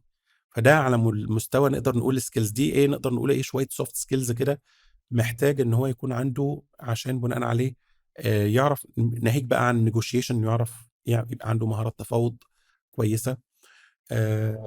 وايه تاني من السكيلز اللي بيحتاج ان هو يكون موجود احنا عنده؟ دلوقتي قلنا سواء سوفت سكيلز، ماذا عن التكنيكال سكيلز؟ التكنيكال هنا مش بمعناها بروجرامينج، معناها مم. تكنيكال اللي هي الهارد سكيلز. المهارات الهارد سكيل الخاصة بالمجال. ما هي الخاصه بالمجال نقدر نقول زي التفاوض مثلا. تفاوض. الكوميونيكيشن كله بيحتاج كوميونيكيشن، كله بيحتاج يبقى عنده مهارات تواصل، سواء هو شغال مطور اعمال ولا لا. التفاوض انا بعتبر انها من التكنيكال سكيلز، لانها ليها علاقه بتطوير الاعمال بشكل مباشر، خاصه مثلا في تقفيل الديلز، في ان هو بيتفاوض في بارتنرشيب او شراكه معينه بيعملها. فدي حاجه من الحاجات اللي نقدر نقول تكنيكال شويه اكتر منها سوفت سكيل. يعني لو انا عايز اتعلم دلوقتي وعايز اعمل تشيك ليست ان انا اتعلم 1 2 3 4 عشان اقدر اقدم على شغلانه از ا بزنس ديفلوبر، ايه التشيك ليست اللي انا محتاج اعلم عليه؟ ما هي دي المهارات اللي احنا الحاجات بنتكلم اللي احنا فيها. قلنا عليها احنا مفيش. قلنا النولج، اه قلنا السكيلز، السكيلز. لسه الاتيتيود اللي هي السمات الشخصيه. دي نقدر نقول ان هو محتاج يكون عنده مثابره، لانه عاده الشغل بتاع البيزنس ديفلوبمنت نسبيا بيبقى طويل الامد.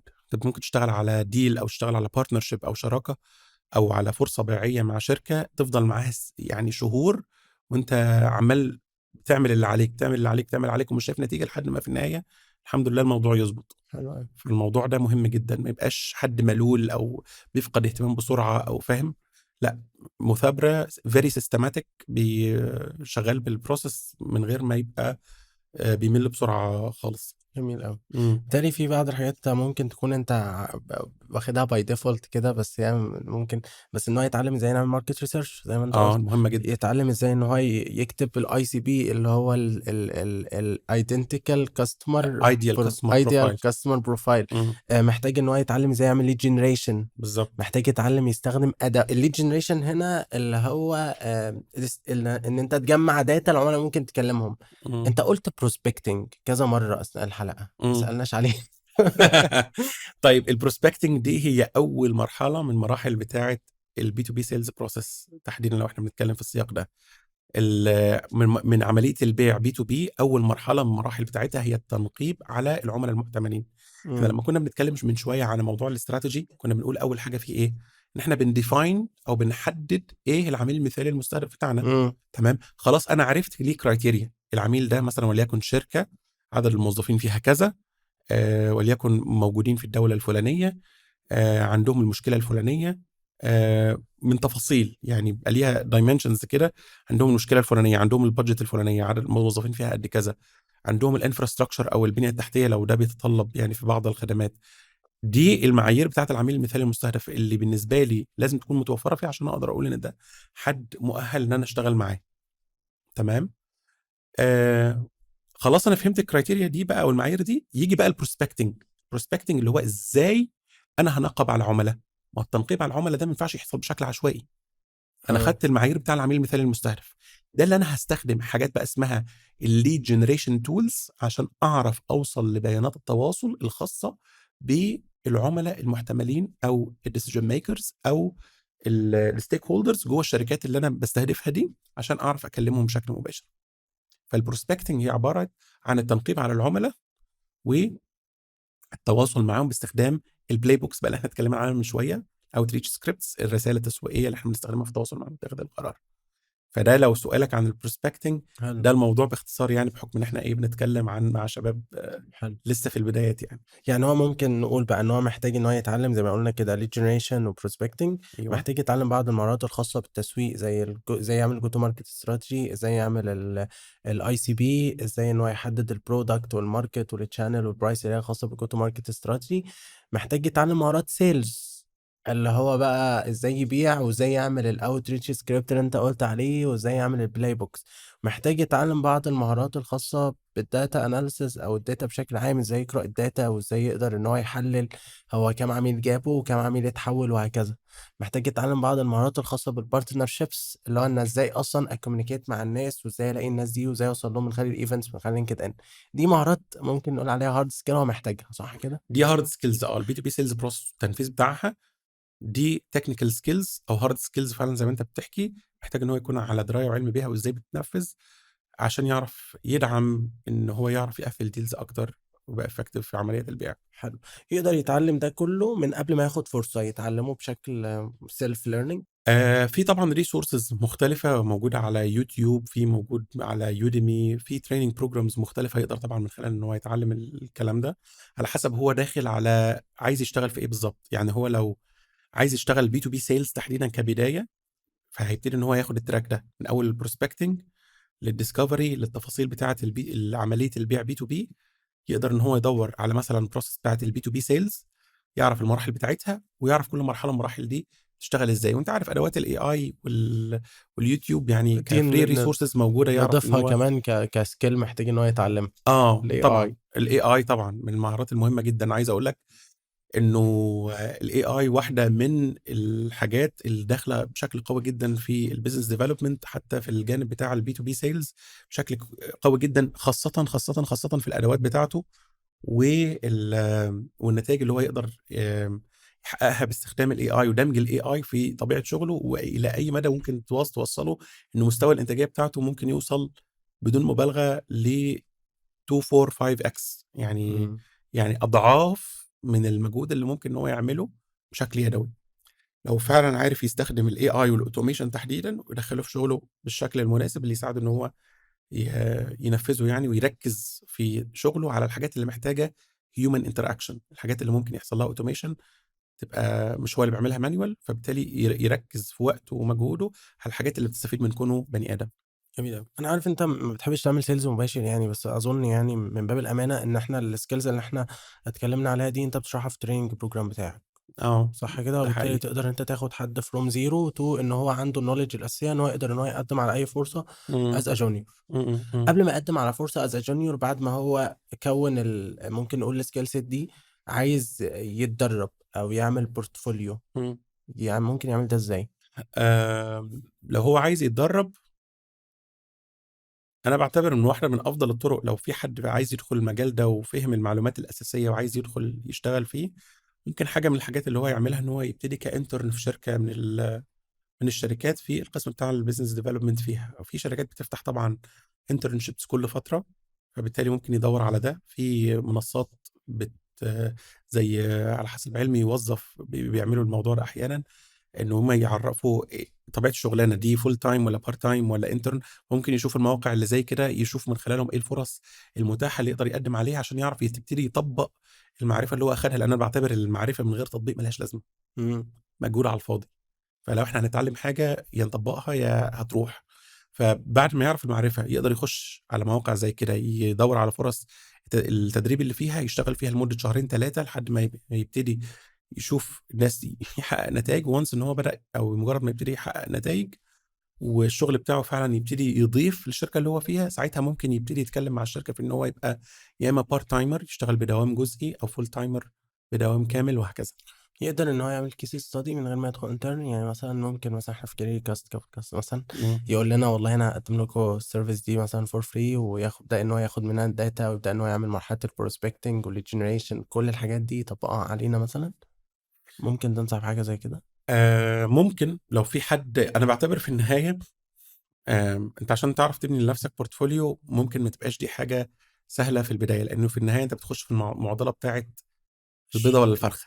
الشغل والّا انا عايز الخبرة؟ شغل عشان الخبره ولا عايز خبره الخبرة عشان شغل. فدي حاجه من الحاجات عشان نبريك السايكل دي او نخرج من الدوامه دي. ممكن يشتغل كانترن الاول او يشتغل فريلانس بروجكتس بتكلفه مخفضه او تكاد تكون مجانيه، عشان بناء عليه يبتدي يحقق نتائج. النتائج دي يقدر ان هو يستخدمها في ان هو يبني بورتفوليو، وبالتالي يبقى عمليه بيع الخدمات بتاعته كبزنس ديفلوبر يعني ما تبقاش صعبه قبل كده. لانه انت اهم حاجه بتسالها اي حد بيجي يشتغل معاك، انت اشتغلت مع مين قبل كده؟ طب ايه بالظبط؟ وخاصه شغلانه بتاع بزنس ديفلوبمنت عامه بتبقى تحديدا يعني مرتبطه بارقام. فسهل ان انت تقول انا اشتغلت مثلا مع الشركه الفلانيه، جبت لهم عدد ديلز كذا، قفلت لهم مثلا حجم اعمال بالرقم الفلاني، عملت لهم بارتنرشيبس استراتيجيه مع الشركات الفلانيه. فدي حاجه من الحاجات اللي فعلا ممكن تساعده انه ما يبقاش بيدي empty promise او وعد فارغ. لا، انا في الفعل عملت كذا كذا كذا، فده بيبقى بالنسبه له بروف او اثبات ان انا قادر على تحقيق نتائج. لان في النهايه الناس بتشتري نتائج، سواء موظف او شركه. بالمناسبه الناس تبقى بتدفع مرتبات عشان الموضوع ده، فبالتالي يبقى سهل عليه انه يلاقي شغل وهكذا. يعني بالتالي ممكن زي ما احنا قلنا كده ان هو يبدأ يشوف سواء الناس ان هو اللي هو يعرفهم او حتى ما يعرفهمش، وشايف ان هو في عندهم المشكلة دي، وشايف ان هو ممكن يقدم لهم فاليو ويقدم لهم السيرفيس دي فور فري، يعتبر نفسه انترن. مش هيبقى في معاه سينيور، مش هيبقى معاه منتور، بس لو هو مثلا موضوع المنتورشيب دلوقتي ممكن انت تتواصل مع حد على لينكد ان هو سينيور بالنسبه لك وتعرض عليه واحد واتنين، وفي واحد مش هيرد عليك واحد هيرد عليك، بس يبقى انت انا كسرت السايكل بتاعت ايه، ايوه اجيب شغل الخبره. لا، انت هتشوف اي بزنس مؤهل كاريكا السنه كمثال، لا انت شفت استوديو كذا، لا ماركتنج ايجنسي كذا، وتقول لهم والله انا هقدم لكم السيرفيس فور فري. هم مش بس خسرانين حاجه، مش خسران حاجه. وانت هتجرب معاهم. والله لو رفضوا شوف غيرهم. اكيد انت في المرحله الاولى مش اول لما تروح تقول مثلا لفلان انا هجرب معاك يقول لك تعالى، لا هتقول لفلان هيرفض، فلان هيرفض، فلان هيرفض، بس في حد هيوافق. بالظبط، حاجه عشان كده من المهارات الاساسيه على فكره اصلا، يعني بصرف النظر حتى على الكلام ده هو بيعمله لنفسه كمطور اعمال. انت لما بتشتغل شركه انت بتبقى مهاره من المهارات اللي انت بتحتاج اللي انت تبقى موجوده عندك فعلا، هي مهاره المثابره. يعني ما تبقاش آه، ملول. املول، وما يبقاش جلدك رقيق. ان انت لو من اول لا تاني لا فايه، لا واضح كده انه الموضوع مش نافع. لا، انت اصلا بتطبق كده على نفسك، يعني انت ايوه، اعتبرت نفسك انت بتعمل بتطور بيزنس اعمال ديفلوب نفسك. نفس ايوه. بالظبط. بالظبط كده. طب جميل قوي. فالنقطه دي مهمه جدا فعلا. مم. طيب خلينا نسأل بقى، هل ينفع البي دي يشتغل از فريلانسر ولا ما ينفعش، ولا ينفع بس بابروتش مختلف؟ هو يعني بحكم ان الشغل بتاع البيزنس ديفلوبمنت اغلبه بعتبر ان هو لونج تيرم شويه، فبتحتاج شويه وقت عشان حاجه زي كده تخلص. هل ينفع في حاجات شورت تيرم وتاسكات معينه محتاجه انها تتعمل؟ الحقيقه في ده موجود. شغل ليه علاقه بريسيرش والبيزنس موديل وهكذا من النوع ده. ممكن نعمل طلب تاسك معين ان احنا نعمل مثلا سم سورت اوف ريسيرش على ماركت معين، على سيجمنت معين، على كده. موجود. بس انا في تصوري في الحاله بتاعتي او في الكيس بتاعتي، على حسب طبيعه الشغل اللي انا بشتغله مثلا، الانجيجمنت اللي بيكون بيني وبين الشركه ككونسلتنت بفضل ان هو ما يقلش عن كوارتر، عشان الامباكت بتاع الترانسفورميشن فعلا اللي احنا بنوعد بيه فعلا يبتدي ان هو يتحقق. لان هو ما بيحصلش بين يوم وليله، لان زي ما انت شايف احنا بنبني استراتيجي. الاستراتيجي دي اللي هي الجو تو ماركت استراتيجي، وبعدين الفريق بيبتدي ينفذ الاستراتيجي دي. فالفريق نفسه بيحتاج ان هو ياخد وقت لحد ما يبتدي يأدابت ويتكيف على الابروتش الجديد. فعشان كده النتائج خاصه انت عارف في البي تو بي تحديدا، دورات البيع بتبقى مدتها طويله شويه نسبيا مقارنه بالبي تو سي اللي هو البيع للعملاء او الافراد المباشرين. فالنتائج بتاعه الحاجه اللي احنا بنعملها بتاخد شويه وقت لحد ما تظهر، خاصه لو احنا شغالين مع شركات بي تو بي. فبالتالي يعني البروجكتس بتاعت الشغل البي دي في تصوري بتحتاج شويه وقت لحد ما نتائجها تظهر وثمرها يعني تبان، عشان بناء عليه انت كراجل بي دي شغال مثلا فريلانسر تعرف ان انت تقول ان انت حققت ترانسفورميشن معين مع الشركه الفلانيه. فاهم قصدي؟ طيب يعني هو بناء على التصور بتاعك اللي هو انا مش هشتغل فريلانسر ان انا تاسكايه وهاجي، لا انا هشتغل كوارتر مثلا، ايه الخدمه اللي انا بكون بقدمها وايه المشكله بالظبط اللي انا هحلها خلال الكوارتر ده؟ الكوارتر بالظبط. ده معناه 3 شهور مثلا. 3 شهور او كوارتر او ربع سنه. وبرضه برجع اقول هي على حسب التاسك المطلوبه ايه. في حاجات ممكن تخلص بسرعه في اسابيع، في حاجات ممكن فعلا تاخد شهور. ف إيه الخدمة بقى اللي هاكون باقدّمها في الcase اللي هي 3 شهور دي؟ لو الموضوع ليه علاقة مثلًا بresearch معيّن بيتعمل، لو إحنا مثلًا بنتكلم عن صناعة من الصناعات اللي بتكون الdata availability فيها أو توفُّر البيانات والمعلومات فيها مش بمستوى كبير، فبنحتاج إن إحنا نعمل مثلًا وليكن research على الأرض، نinterview عُملا، نفهم احتياجاتهم ومشاكلهم عشان بناءً عليه نعرف نcraft go to market strategy مثلًا أو استراتيجية دخول السوق بناءً على التفاصيل دي. ده الموضوع ممكن ياخد وقت فعلًا مش قليل، زي مثلًا وليكن مثلًا يعني على سبيل المثال شركة في الهند عايزة تفتح في السعودية، إمم. الموضوع ليه اعتبارات، محتاج إن هي تدرس الأول قبل ما يتحركوا الحركة دي، لازم يدرسوا البيئة نفسها بيستل الframeworks المختلفة، محتاج إن هم يعني يدرسوا العُملا واحتياجاتهم ومشاكلهم، يعرفوا يشوفوا زي الخدمة اللي هم بيبيعوها محتاجة نوع من أنواع التخصيص قبل ما يتنقلوا للسعودية، بناءً على الmarket الجديد اللي هم شغالين فيه. فدي حاجة من الحاجات مثلًا اللي فعلًا هتحتاج وقت طويل، لإنه الinvestment أو الاستثمار اللي هتعمله الشركة دي إنها تدخل market جديد، ما بيبقاش استثمار يعني بسيط، بيبقى فعلًا في assets بتتشرى وفي فلوس in millions بالملايين ممكن إن هي تندفع، فمحتاجين لازم نتأكد إن إحنا حتى لو عملنا الresearch ده أو البحث اللي إحنا ممكن نعمله بحث تسويقي بيركّز على السوق والعُملا والتفاصيل دي كلّها والcompetition شكلها عامل إزاي في السوق اللي إحنا داخلينه ده، أو المستوى المنافسة شكله عامل إزاي. الresearch ده إحنا ممكن نصرف عليه مثلًا يعني إحنا بنتكلّم بالمصري عشرات الآلاف من الجنيهات مثلًا، في سبيل إن أنا وأنا رايح داخل السوق ده أبقى أنا عارف أنا رايح أعمل إيه، مش داخل ألوّش، فبيوفّر عليّا وقت ومجهود. فعشان كده كنت باقول لك إنه الموضوع ممكن ياخد وقت على حسب التاسكاية اللي هيعملها الشغل ده. فعشان كده قُلت لك كمثال إن دي حاجة مثلًا تحتاج شوية وقت، لإنه فعلًا التحوّل اللي هيحصل فيها أو الخطوة اللي هتتاخد دي هتحتاج استثمار كبير، فدي هتحتاج وقت شوية طويل. إنما لو إحنا بنتكلم عن حاجة في market already existing إحنا شغالين فيه، وإحنا عارفين الcustomer بتاعنا أو العميل بتاعنا وعارفين الproduct بتاعنا كويس، مش رايحين نتعلم حاجات جديدة لسه أول مرّة إمم. بنتعرّف عليها، في الحالة دي نوعًا ما الموضوع بيبقى أسهل شوية، وبالتالي بتلاقي إن الشغلانة أقصر كمدة. فاهم قصدي؟ طيب ما تدّينا مثال واقعي من case حقيقية أنت اتعاملت معاها، بدايةً من أول لمّا العميل كلمك سلام عليكم إزيك يا طه، إمم. لحد ما أنت خلاص قفّلت الproject وقُلت له سلام عليكم. طيب يعني واحدة من الcases اللي أنا آمم اشتغلت عليها كانت واحدة من أكبر شركات التدريب في الشرق الأوسط، شركة ما شاء الله مشهورة جدًا. كانت متواجدة في مصر والإمارات بشكل كبير. ف فكان حصل حاجة كده وإحنا شغالين، كان الوزارة من الوزارات وزارة العمل في السعودية اسمها وزارة التنمية الاجتماعية والموارد البشرية تقريبًا، آآ كانت نزّلت قانون جديد كده اسمه أو نزّلت قرار جديد اسمه قرار الإفصاح. ده قرار من القرارات اللي إيه، منزّله الوزير السعودي، اللي هي زي وزارة العمل عندنا هنا في مصر، بيجبر فيه الشركات اللي في المملكة إنها اللي عدد موظفينها أكبر مثلًا من 50 موظف تقريبًا على حسب ما أنا فاكر، إن هم مُجبرين إن هم يفصحوا عن الأنشطة التدريبية. القرار ده عندهم اسمه قرار الإفصاح، إمم. يعني يفصحوا عن الأنشطة التدريبية اللي بيقوموا بيها الموظفين بتوعهم، حد أدنى من عدد الموظفين يعني بنسبة معيّنة كل شهر، ولازم يعملوا التدريب ويفصحوا عن الأنشطة التدريبية اللي هم عملوها دي كل سنة في وقت معيّن، ويرفعوا التقرير ده على منصة من المنصات الحكومية اسمها مثلًا منصة قواه. إمم. ف فلمّا حاجة زي كده حصلت، طبعًا دي حاجة من الحاجات اللي فتحت opportunity كبيرة في سوق الcorporate آه. training. ده ليهم هم بقى، ليهم، للشركة دي. للشركة، ما هم مش موجودين في السعودية. آه، تمام. تمام، فبس هي القرار ده ألزم الشركات، فما بقتش الشركة رفاهية بالنسبة ليها تدرّب موظفينها والّا لأ، على حسب ما هي إيه. فده فتح فرصة للشركة اللي هتطلب منك أيوه، الخدمة. بالضبط. فأنا بقى باشوف إزاي أنا هاposition أو هافريم المعلومة دي للعميل بحيث الموضوع يبقى appealing. فأنا عرفت المعلومة دي، فاللي أنا عملته إن أنا تواصلت مع الCEO بتاع الشركة اللي أنا باحكي عنها بشكل مباشر. راجل طبعًا مشغول وراجل محترم جدًا. بعت له رسالة بعد طبعًا ما عرّفت نفسي، قُلت له أنا فلان كذا، كذا، الرسالة دي كذا. فين؟ LinkedIn. أوكي. تمام.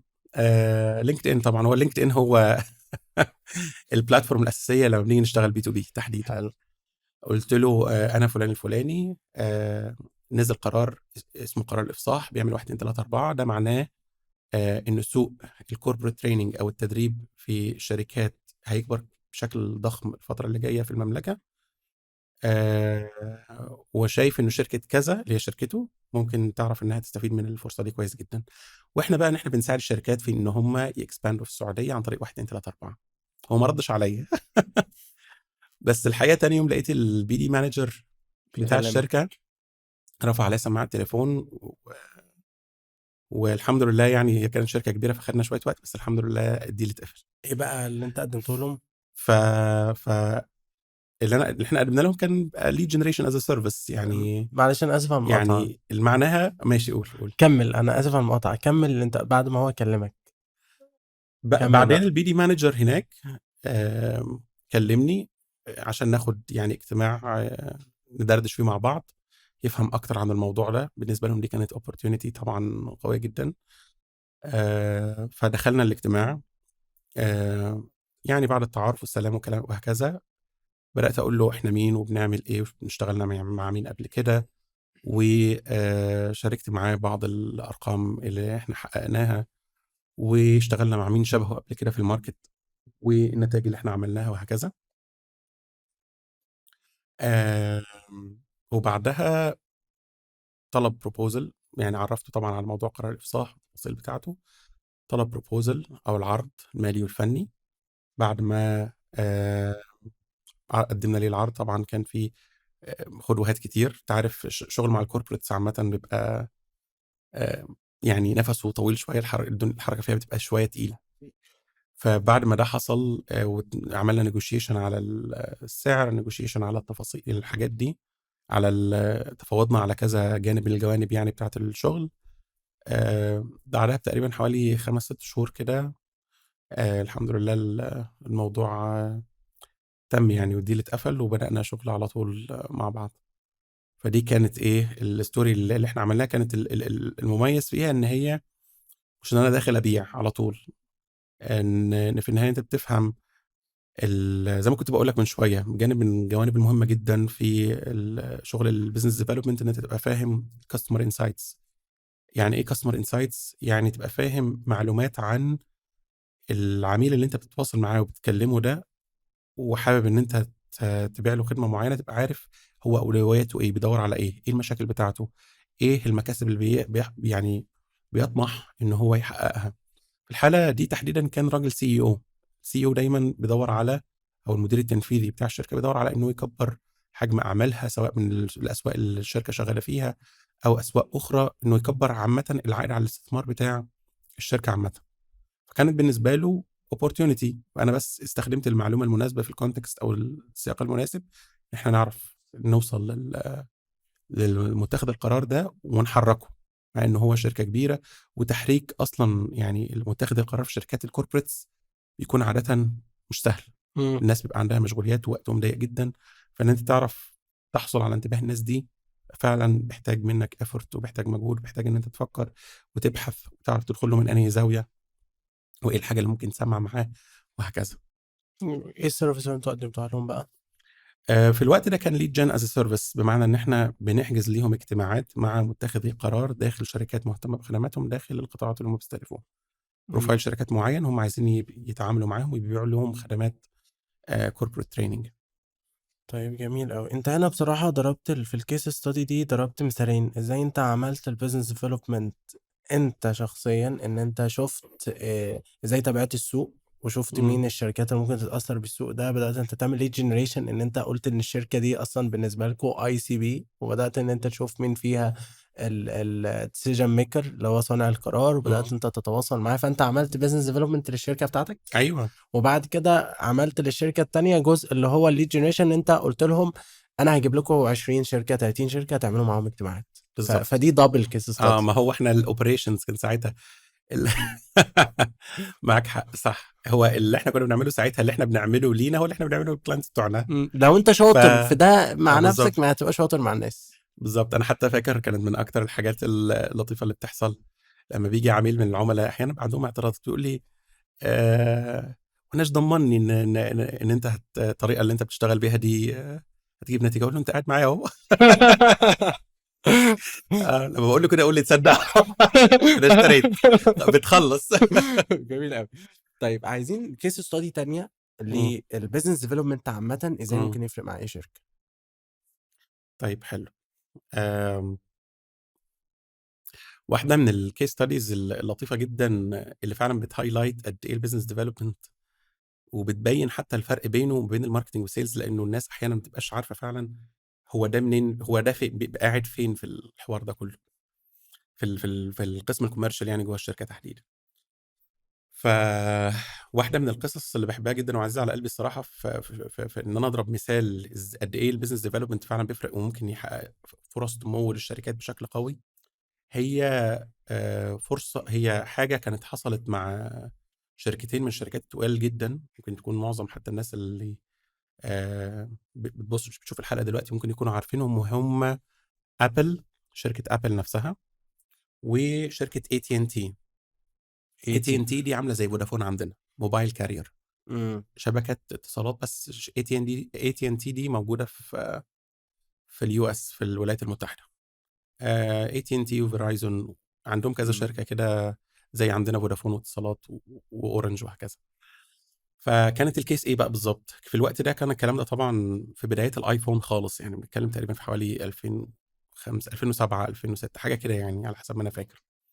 اللي حصل ساعتها إيه بالضبط، أو كان إيه الوضع أصلًا ساعتها؟ الوضع إنه كانت شركة AT&T كmobile carrier أو كشركة اتصالات زي فودافون عندنا، كان عندها شوية تحديات من ناحية إنه العُملا بتوعها الشركة فعلًا بدأت تدخل في، يعني كان في منافسين ليها كتار في السوق، وبدأوا إن هم فعلًا ياخدوا حصة سوقية كبيرة جدًا، فبالتالي هي كانت بتعاني شوية من إن هي تجيب عُملا جدد وتكبّر شغلها. إمم. تمام. Apple كانت في الوقت ده ما شاء الله كانت محققة قصص نجاح كبيرة جدًا في الpersonal computers والأجهزة الشخصية ال وال وال ال آمم اللي هي الكمبيوترات اللي كانت بتعملها. ما كانش في حاجة اسمها آيفون لسه. إمم. كانت لسه داخلة الdivision بتاع الmobility ده أو الmobile phones لسه جديد. كان وقتها اللي موجود نوكيا وBlackberry أيام يعني إيه، ما كان هم دول أكبر 2 brands من ناحية الموبايلات إمم. وكده. فآيفون كان في الوقت ده Apple في الوقت ده كانت لسه داخلة السوق جديد، مح ما ما ما ما يا دوبك كان معتمد على الخبرة بتاعتها في الelectronics بناءً على الكمبيوترات. وAT&T زي ما إحنا قُلنا وضعها إن هي بتstruggle شوية، ما عندهاش نفس الحصة السوقية بتوع المنافسين بتوعها، والاتنين عايزين يكبروا. ده عايز يlaunch الproduct بتاعه جديد، السوق ما يعرفش عنه أي حاجة، وده عايز يكبّر شغله. فاللي حصل بينهم حصل في الفترة دي partnership لطيفة جدًا، خاصةً إن أي حد كان بيطلق موبايل في السوق لازم، ده كان طبيعة السوق في الولايات المتحدة، لازم بيبيعوا للموبايل carrier، يعني بياخد الشركة مثلًا زي AT&T أو verizon اللي هم شبكات الاتصالات هناك، هم اللي بياخدوا الموبايلات دي يبيعوها من الoutlets أو من الفروع بتاعتهم. إمم. وكمان كان الوضع إنه بياخدوا الموبايلات دي يحطّوا عليها الsoftwares بتاعتهم، بتاعة شبكة الاتصالات دي، يعني ما بيفضلش بنفس الuser experience أو بنظام التشغيل بتاع الموبايل نفسه، بيحطّوا عليه حاجة بيسموها bloatware، يعني إضافات كده ممكن تخلّي الexperience مش أحسن حاجة. حتى كمان بيحطّوا tickets أو بيحطّوا كده اسم الموبايل carrier زي verizon أو AT&T على الموبايل. ده كان الوضع ساعتها، ده كان المتعارف عليه. الفكرة بقى إنه كانت Apple في الوقت ده ما كانوش عايزين يعملوا الكلام ده، وهُم شركة جديدة، يعني ما كانش عندهم leverage أو قوة تفاوضية إن هُم يجبروا شركات الاتصالات على إن هُم يعملوا كده. لأ، إحنا مش حدش هيحط أي stickers أو أي حاجة على الموبايلات بتاعتنا. لأ، ما فيش حد هيinstall أو يحط أي applications برّه على الموبايلات بتاعتنا. إحنا عايزين نبيعه زي ما هو. إمم. فده كان يعني نوع يعني إيه، ضرب من ضروب الجنون. يعني أنت راجل أصلًا مش موجود في السوق وجاي تتشرط يعني غريبة شوية. عملوا collaboration أو عملوا partnership لطيفة جدًا، وإنه verizon AT&T قصدي، خدوا exclusive distribution أو توزيع حصري للآيفونز لمدة سنتين. وكمان Apple بالمقابل بدل ما تنزل طبعًا اللي هي عشان تنزل لازم تبقى بتنزل على carrier وإلا هتبقى أجهزة ما لهاش لازمة، لازم تنزل على carrier ولازم يبقى متضبط. مش الموضوع مش سهل زي دلوقتي أي حد بيطلق الموضوع دلوقتي بقى سهل. ساعتها كان لسه التكنولوجي فيها والintegration والتكامل ما بين الشبكات والموبايل كان فيها تحديات شوية، ما كانش لسه بمستوى النضج بتاع دلوقتي. فApple ادّت لهم إمكانية توزيع الحصر ده لمدة سنتين، وكمان مش بس كده من جمدان يعني Apple إن هم كمان شاركوهم في الrevenue stream اللي جاي لAT&T. يعني هم عندهم بيدفعوا مثلًا $100 في الشهر مقابل جيجا بايتس ومش عارف إيه والكلام ده زي ما بيحصل عندنا. هم Apple كمان مش بس هتستفيد من المبيعات بتاعة الأجهزة بتاعتها، إنما كمان هتاخد نسبة. هياخد نسبة من الإيرادات اللي هتتحقق ليهم كمان، للشركة بتاعتهم. أنت متخيل؟ مع إن هم product جديد، يعني مش ما لهمش في السوق يعني إيه، باقول لك ما عندهمش من القوة التفاوضية، بس ما شاء الله يعني وصلوا الموضوع ده في product جديد لسه بيlaunch والله أعلم هيضبط والّا لأ. بس عملوا deal بالstructure ده. طب هم هنا احنا هنا دايما بنقول في البارتنرشيبس، والبارتنرشيبس جزء من البيزنس ديفلوبمنت او التشاركات، جزء من البيزنس ديفلوبمنت، وين وين سيتويشن. فهنا الوين اللي هم ادوه لاي تي ان تي هو ان انت هتوزع اكسكلوسيفلي بس. بس كده. لأ أكيد في جوانب تانية، بس يعني دي الحاجات ال لسه الimpact بتاع الموضوع هيبان لمّا أحكي لك التفاصيل إيه العواقب بتاع الموضوع ده. لأ في يعني في جوانب إيجابية طلعت كتير من ورا الموضوع ده والاتنين كسبوا. بس أنا باحكي لك كان الوضع عامل إزاي، كان إيه التحدي اللي بيمرّوا بيه الاتنين، وبعدين عملوا deal structure شكله عامل إزاي، التفاصيل بتاعته، وبعدين هنتكلم في نتيجة بقى الdeal structure ده إيه بالضبط، وحقق لهم إيه هُم الاتنين. فاهم قصدي؟ ايوه. هم لمّا عملوا الcollaboration أو الpartnership دي تحديدًا بالstructure اللي أنا حكيت لك عنه، اللي حصل هنا إيه، Apple ما كانش عندها الفروع اللي موجودة دلوقتي في كل حتة في العالم، فهُم استفادوا من قنوات توزيع بتاع AT&T اللي هي already كانت موجودة على الأرض. تمام، استفادوا إن هُم هينزّلوا الموبايل بتاعهم على carrier بدون ما يبقى في حد جابرهم على إنه يحطوا software من الcarriers دول، يحطوا الsoftware بتاعهم عنده. استفادوا إن هم خدوا الcredibility بتاعة AT&T كbrand موجود في السوق بقى له فترة. فاهم قصدي؟ AT&T بالمقابل وطبعًا استفادوا revenue share، أو جزء من الإيرادات اللي هتدخل للشركة يعني من ورا الموضوع ده. AT&T استفادت توزيع حصري لمنتج من المنتجات اللي فيها مستوى ابتكار عالي. أنت عارف Apple من الشركات اللي ليها fan base، يعني حتى بيسموها Apple fanboy. لمّا بييجوا يطلقوا product من products معيّنة، بتلاقي ناس واقفين على الstores بتاعتهم طوابير، حرفيًا بيفضلوا من الفجر لحد ما الstore يفتح، أول ما يفتح تلاقيهم بيجروا يعني جوّه. فهُم برضه عارفين نقاط القوة بتاعة بعض وبيستفيدوا من بعض. يعني Apple ما كانش عندها resources إن هي تبني الinfrastructure بتاعتها، فاستفادت بالinfrastructure بتاعة شبكة الاتصالات بتاعة شركة already موجودة. أنت فاهم قصدي؟ هي دي فكرة الpartnership بقى، إن أنت تستفيد إزاي، تستفيدوا من بعض إزاي، وتكبّروا بعض إزاي. كانت نتيجة الموضوع ده طبعًا إنه ما شاء الله يعني كمية الناس اللي دخلت واشتركت في AT&T كnew subscriber، كان حد كان مثلًا على شبكة تانية زي Verizon أو أيًا كان، وعمل switch على AT&T لأن AT&T هي الحصري Apple. الميزة بتاعة بالضبط التوزيع الحصري لأجهزة Apple. فهو دلوقتي بياخد market share من المنافسين. ف فبالتالي ده حاجة من الحاجات اللي خلّت Apple تبيع بسهولة الأجهزة بتاعتها، وفي نفس الوقت دخّلت عُملا جُدد subscribers جُدد لAT&T. دي حاجة من الحاجات اللي برضه من الحاجات النتيجة بتاعتها عايز أقول لك الinfrastructure بتاعتها كان لها مستوى قوة معيّن. لمّا زاد عدد المستخدمين اللي بيشتغلوا على اللي اشتروا iPhone، وصلت معاهم الوضع لدرجة إنه الشبكة بدأت تُقع. من الضغط. من الضغط. ما هم متعودين على users معيّنة، فالإمكانيات بتاعتهم الhardware بتاعهم متعوّد على حجم شغل معين. معيّن، يعني حجم traffic معيّن. الحجم ده زاد لدرجة إنه ما بقاش يستحمل. أنت متخيّل حجم النمو شكله عامل إزاي في الusage وفي الاستخدام؟ بديل واحد بس. بديل واحد. هو ده بقى الفكرة اللي أنا باحكي عنها. لا الmarketing هيعرف يعمل الكلام ده، ولا الsales هيعمل الكلام ده. ده bulk deal تقيل. ودي حاجة من الحاجات اللي خلّت Apple في الmobility تحديدًا أو في الجانب بتاع الmobile phones ما حدش يسمع عنها، انها عملت ماركت لونش محترم قوي، خلت جو تو ماركت استراتيجي. جو تو ماركت استراتيجي. ايوه بالظبط، لانه خد بالك الجو تو ماركت استراتيجي بيجي بعدها ايه؟ حاجه اسمها جو تو ماركت موشنز او راوتس تو ماركت، اللي هو ماشي احنا خلاص عرفنا احنا هنبيع ازاي، هنماركت ازاي وهكذا، من التفاصيل العميل بتاعنا مين وهكذا. حاجه من الحاجات المهمه جدا بتاع الراوتس تو ماركت او الجو تو ماركت موشنز بقى، اللي هو التنفيذ بتاع الاستراتيجي، ليها 4 انواع، اللي هي سيلز ليد جروث، برودكت ليد جروث، وماركتنج ليد جروث، وبارتنر ليد جروث. اللي انا بحكي فيه ككيس ستادي ده دلوقتي ده ليد بارتنر ليد جروث، نمو عن طريق ان احنا بنعمل الشراكات المناسبه اللي تخلينا نعرف نحقق نمو كبير بدون ما نضطر ان احنا نكبر السيلز تيم. فاهم قصدي؟ فزي ما انت شايف كده نتيجه الموضوع ده شركه ايفون ما شاء الله عملت ايفون لونش قوي جدا، يعني عايز اقول لك خدوا ميديا كفرج قويه، وكميه واي تي ان تي طبعا بالمقابل حققت ريفينيو ستريم كويس جدا، سبسكرايبرز جداد. ابل حققت ريفينيو ستريمز جديده، ما كانتش عباره عن مبيعات الاجهزه، كمان انهم بياخدوا كمان ريفينيو شير من الشبكه اللي هم شغالين عليها، لانها كانت اكسكلوسيف ديل بقى. تمام، الاكسكلوسيفيتي دي ليها ثمن. فاهم قصدي؟ انا ليه بحكي الكيس ستادي دي؟ انا بحكي الكيس ستادي دي لانه مش كل الديلز بتيجي عن طريق الماركتنج والسيلز والطرق الكونفنشنال او المتعارف عليها التقليديه.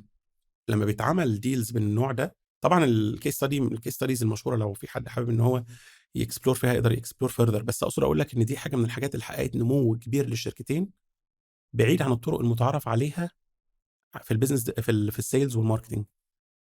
فاهم قصدي؟ هو ديل شراكه معين بنستفيد بيه من بعض بطرق معينه، اتفقنا على الديل ستراكشر، الاثنين حققوا نمو، ودي حاجه من الحاجات اللي خلت اي تي ان تي ما شاء الله الكاستمر بيس بتاعها يكبر، ابل تنمو نمو قوي جدا بدون ما تضطر ان هي تنفست في انفراستراكشر ولا تنفست في فروع وتنفست في حاجات مختلفه. نمو، بس الفكره كلها مين، نعرف مين البارتنر المناسب لينا.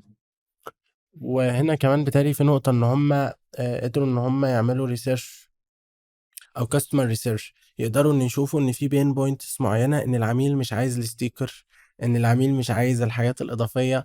فاحنا شايفين العميل كويس، وشايفين العميل ده مين تاني بيخدمه، نقدر ان احنا نبارتنر معاه. والطرف بالظبط. التاني ده عنده مشكلة ايه، ازاي ان احنا نقدر ان احنا نحلها له عن طريق الاكسكلوسيفيتي. تمام. فهو فعلا الموضوع يعتمد على ريسيرش، بعد كده استراتيجي، فهي كيس جميلة بينت لنا الايه الاعمدة المختلفة يعني. وهو الراجل اصلا اللي كان في الحاله دي كان ستيف جوبز، كان راجل عنده اوبسيشن بالكواليتي غير طبيعي يعني، كان راجل يعني اوبسيسيف فعلا، ودي حاجه من الحاجات اللي انا بعتبرها ميزه الصراحه. لانه معظم الناس الناجحين عامه دي حاجه بقى ايه، بعيد عن البيزنس ديفلوبمنت وبعيد عن الكاريرز، الكارير بتاع البيزنس ديفلوبمنت دي حاجه عامه. انا بشوف دايما الناس صدقا، ودي حاجه ممكن تبقى يعني ايه متطرفه شويه، بس بشوفهم نوعين، يا اما اوبسيسيف يا افريج. يعني عايز تحقق نتائج قويه لازم تبقى اوبسيسيف، لازم يبقى عندك دأب ومثابره وهوس بالموضوع، تتحمل قرفه لحد ما تعرف توصل للنتائج اللي انت عاوزها. لان لو حد افريج علينا هتلاقي ايه، هي بيعمل انبوتس افريج برضه. انا بس عندي تخوف من ان احنا نطرح حاجه زي كده، انا عشان عارف ده يبقى عندك الاوبسيشن. تحفظات. الاوبسيشن والبرفكشنزم بيوصل مع لا ما الناس اقصدش بعض بيرفكشنزم، دي الاحيان. حاجه تانية ده خد هو بالك. الاوبسيشن درجه اعلى من البرفكشنزم اصلا. ايوه يعني الاوبسيشن اصلا ممكن يوصل لحاله مرضيه، شخص امم اوبسيسيف انا ما جدا. اقصدش بيها المعنى السلبي اه. ده، بس اقصد اقول ان يبقى في حد عنده باشن بحاجه معينه، بكارير معين، سواء البيزنس ديفلوبمنت او غيره. يعني حاجه من الحاجات مثلا اللي البيزنس ديفلوبمنت بتتطلبها، ممكن احنا ما تطرقناش ليها في الكلام بتاعنا، انه دي واحده من الوظائف اللي بتحتاج ان انت طول الوقت تكون بتتعلم، عندك شغف كبير جدا بالبيزنس، وحريص انك تتعلم فيه طول الوقت، لان السوق طول الوقت بيتغير. فلو انت مش ومتابع كمان، شوف انت المعلومه بتاعت اه قانون العمل اه فتحت لك ديل مع شركه من اكبر الشركات، اي ثينك انت اكيد بتحطها في البورتفوليو دلوقتي. طبعا، اكيد دي حاجه، اكيد افخر بيها يعني. عشان كده بقول لك انا لو مش حد اوبسست مش عارف يعني، عارف الديلي خلينا اكتيفيتيز نقول بتاعتي هي واحده. خلينا نقول الإحسان.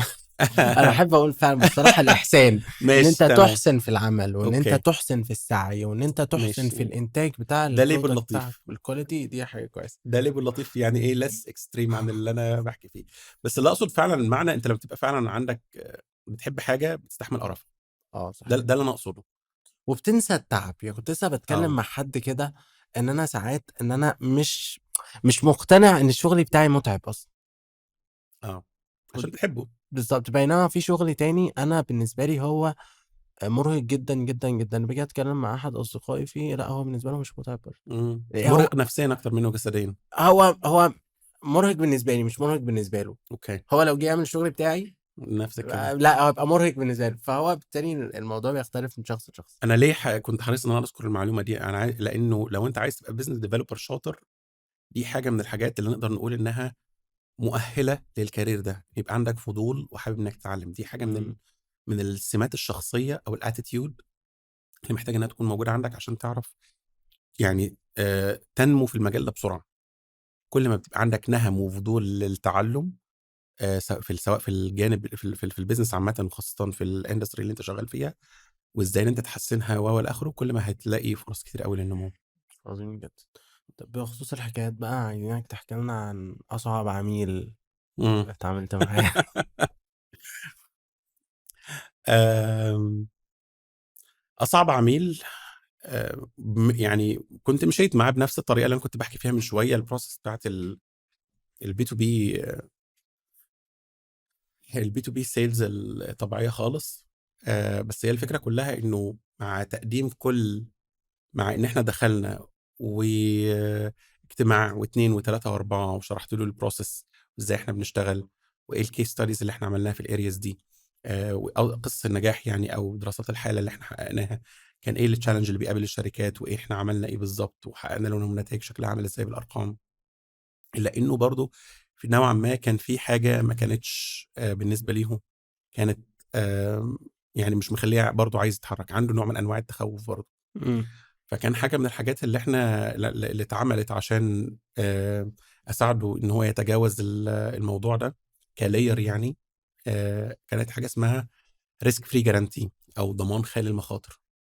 ضمان خالي المخاطر ده بيخلّي اللي قدّامك يحس إن أنت شريكه مش جاي تبيع له حاجة، أنا باكسب معاك وباخسر معاك. إمم. risk free guarantee ده كان عبارة عن إن أنا باوعدك إن أنا خلال المدة الزمنية الفلانية هاحقق لك النتيجة الفلانية. طب لو ما اتحققتش، التضحية اللي من عندي هاضحي بالطريقة الفلانية. كان إيه التضحية ده؟ كان مثلًا أنا هاجيب لك وليكن على سبيل المثال هاجيب لك وليكن طالما بحكم إن إحنا كنا بن بن بنعمل lead gen أو بنجيب عدد اجتماعات لمتخذي القرار دول، للعملا بتوعنا قصدي مع متخذي القرار داخل شركات مهتمة بخدماتهم. فكان ال ال ال التفصيلة اللي في الموضوع ده كانت مبنية على فكرة عدد الاجتماعات والquality بتاعتها. عدد الاجتماعات إنها تكون بتوفّي العدد والquality من حيث مستوى الاهتمام بتاع متخذي القرار اللي بييجوا، وفي نفس الوقت يكون الprofile بتاعهم أنا جايب له اجتماع مع متخذ قرار والّا أي موظف في الشركة عادي.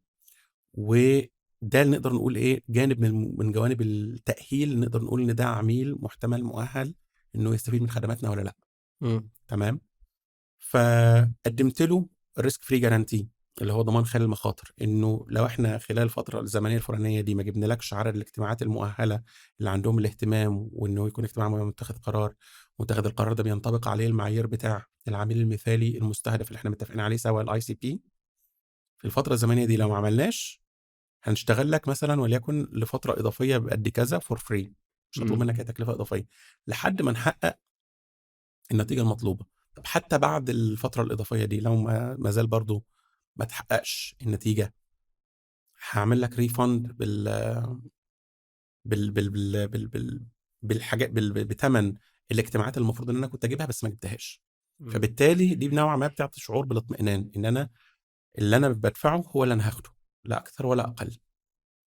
برضه بعد مع إن الrisk free guarantee ده يعني قوي ومربوط ومحكوم وموجود في عقد والتفاصيل دي كلها، إلا إنه برضه مش كل الناس ممكن تكون لسه بس برضه مش حلو ماشي، بس برضه مش إيه، مش متطمن، أنا إيه اللي يضمن لي انه ان الليدز اللي انت هتجيبها لي دي هتقفل.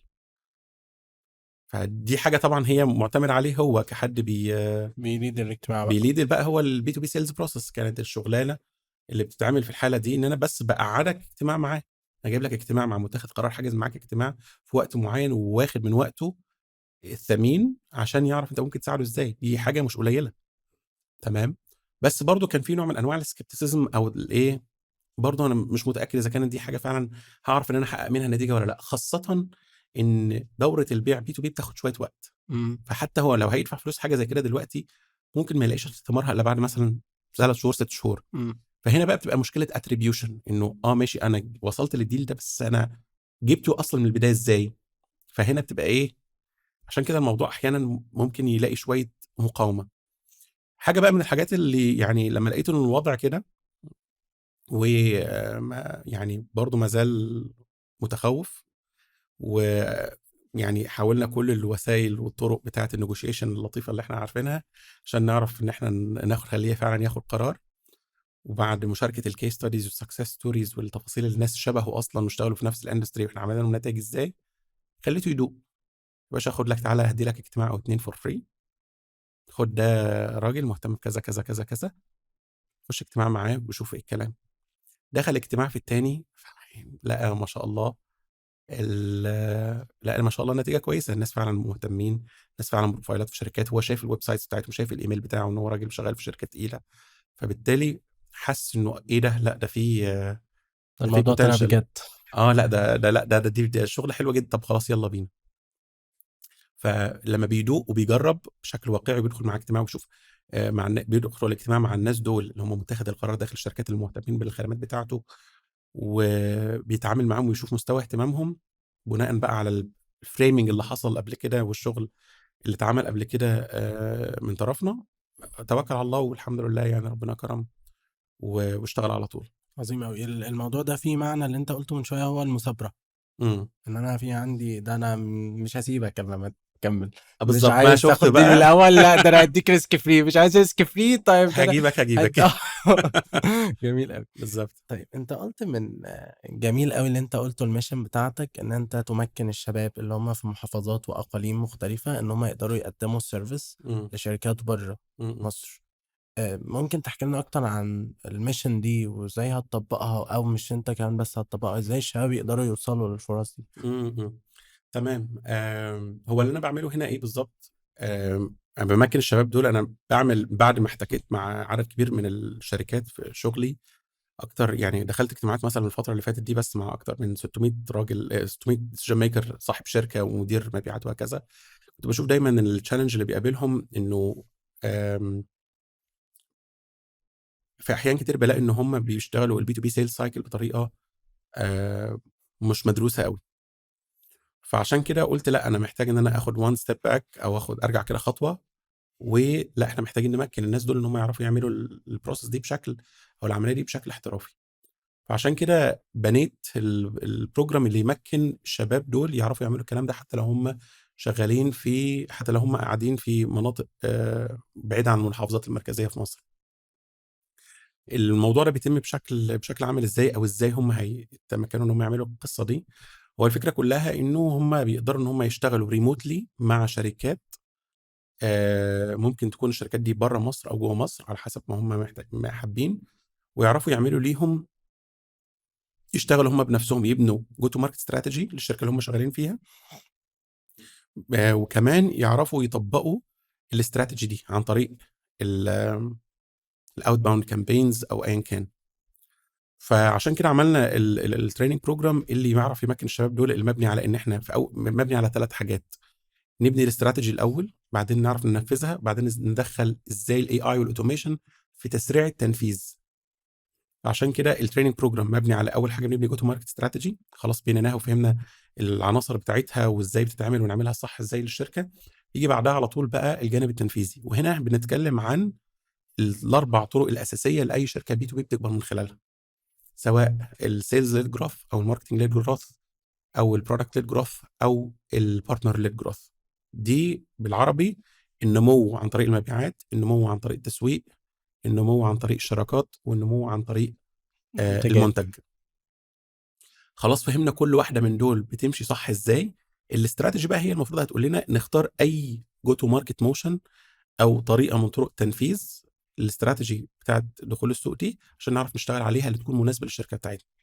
فهمنا ده كويس كنولج، وفهمنا كبروسيس وفريم وركس وبروسيس بتتم ازاي، كعمليه بتتم ازاي، كادوات بتاعت ليد جنريشن، كبلاي بوكس زي ما احنا كنا بنقول من شويه. تعال بقى نشوف ازاي ندخل الاي اي والاوتوميشن ان احنا نسرع التنفيذ بحيث ما تنشغلش انت بالحاجات اليدويه اللي تشغلك عن الحاجات اللي فعلا بتحتاج هيومن تاتش او بتحتاج تدخل بشري. فالهدف من الموضوع ده حاجتين، يعني الهدف من الموضوع ده سواء انه يمكن الشركات في مصر او في العالم العربي عامه ان هم يعرفوا يعملوا الكلام ده، اما لشركاتهم، يا اما لو هم عايزين، لو هم عندهم شركه يعرفوا يعملوا الكلام ده لشركاتهم، او لو هم حابين يشتغلوا مع ناس بره او شركات بره يعرفوا يعملوا الكلام ده ليهم برضه. فعشان كده الميشن بتاعتي انه الناس مش شرط تكون انت شغال في القاهره او كده إن عشان تعرف تحصل على وظيفه كويسه بتعرف تجيب منها فلوس كويسه. انت لو شغال ريموتلي مع شركه بره وعارف تجيب لهم كواليفايد ليدز من وانت قاعد على مكتبك في بيتك، من خلال انت فاهم البروسس دي بتمشي ازاي صح وعارف تطبقها، هتعرف ان انت تشتغل بمرتبات كويسه جدا تتخطى الارقام اللي احنا كنا بنتكلم عليها من شويه، لانها تبقى بنتكلم بقى بالريال السعودي او في فكرة معينة عن المرتبات؟ في السعوديه يعني المرتبات على حسب ما بشوف بتبتدي اقل واجب بالنسبه للناس الجونيورز. لو يعني احنا بنتكلم في السعوديه مثلا من 6-7 آلاف مثلا ريال، وانت قاعد في البيت او ريموتلي. ممكن تحقق حاجه زي كده. جميل تمام، أوي. بس فعلا لازم يبقى عندك يعني تراك ريكورد كويس، في طبعا اقل في اكتر، واحيانا انت عارف لما بيلاقوا انه مصريين فايه ممكن يحصل نيجوشيشن على المرتب، يقول لك انت تاخد بالريال ليه، احنا بنتعامل بالمصري وهكذا. فبس يعني اقصد اقول ان انت لما بتحقق نتائج وبتجيب ارقام كويسه اللي قدامك بقى صعب عليه ان هو نيجوشيت معاك. عظيم أوي.